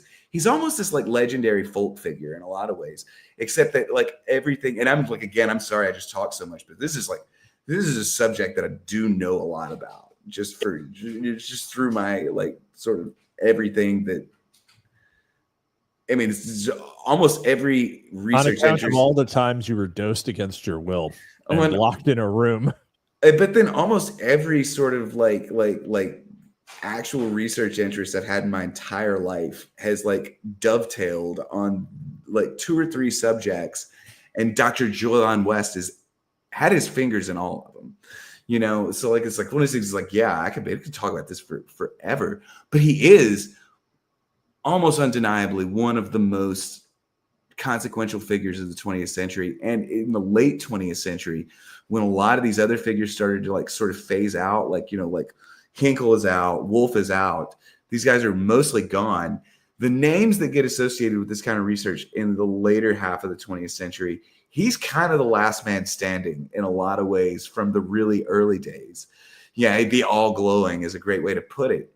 He's really the figure, and I didn't realize how early he was involved until recently. He's like the continuous figure that like glues this whole narrative together in a lot of ways. Well, the existence of the existence and career of Jolly West kind of makes all of the crazy allegedly black swan events of the 20th century cohesive. Right, it makes them all make sense. They're white swans now. We're turning black swans into white swans. Oh, why are there so many black swans? Oh, well, because we found 2 melanistic swans and just started breeding them. Like that's what happened. We just have that breed of swan. They're all black. They're not unexpected anymore. Like there's no such thing as coincidence. And don't ever let anybody tell you there is. That's what I always say. I'm like, where's the connection here? I can find it. Exactly. Yeah. He dosed the swans. They turn black. Negro swans, as we call them. Anyway, so I guess we'll wrap her there. Sandbatch, what do you have to show? I'm actually going to be published in Apocalypse Confidential tomorrow, which is like wild. Oh, on the S word, the sword. Yeah. I'm in the S. I don't remember what I wrote, to be totally honest, but I did. I'm sure it was a sworded tale. Yeah, no, I think it's what it is. It's like this kind of sword and slasher psalm poem that I like had cooked up one night whenever I was because I was just getting back into writing. It's like. The poetry I've been writing is remarkably good, and like for somebody who's only been doing this shit for a month, but like that was one of the early ones, and it like just curiously fit their submission prompt, and I sent it to them. I was like, "Yo, want this?" And they were like, "Yeah, we want that." And I'm like, "Very cool." You need to talk to Frater Assemblin. Is he the gypsy?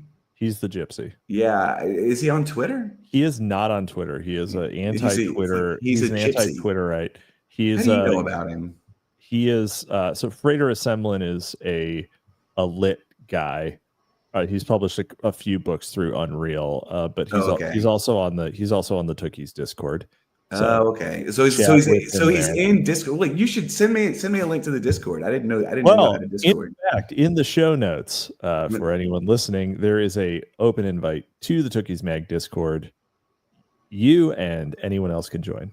So because I'm like, if Twitter keeps getting sloppy, I'm gonna have to abscond to the Discords, and the Telegrams. Just remember, Discord is in fact run by furry troons. So I've been turbo doxxed. Like my face is on the cover of an SPLC magazine. It's like I am aware. I am aware. So see what else. So I've got Apocalypse Confidential, which I'm actually really excited about because I've never published poetry. I've never published poetry in a real setting before. I've got some stuff coming out for IM 1776 next. But I'm starting to sound like a real journalist or a real writer. I don't know how I feel about it.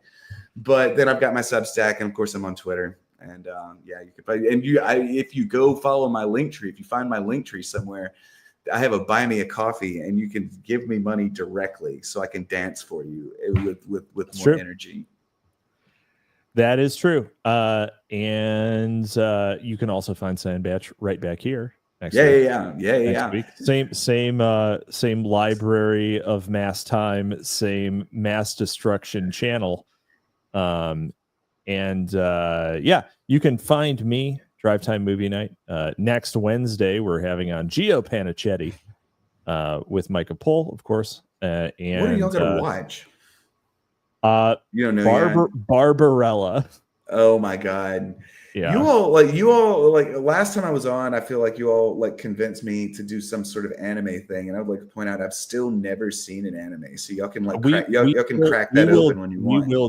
We will do an anime just for you.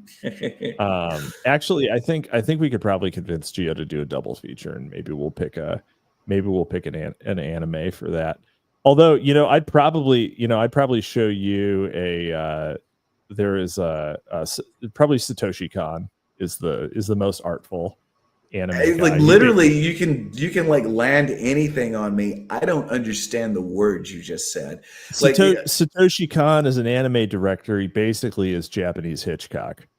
Okay, so it's interesting. It's like one of these things. I've been around this scene now for 15 years, and I've never. He's like, there's all the anime wars. There's the pro and anti-anime people.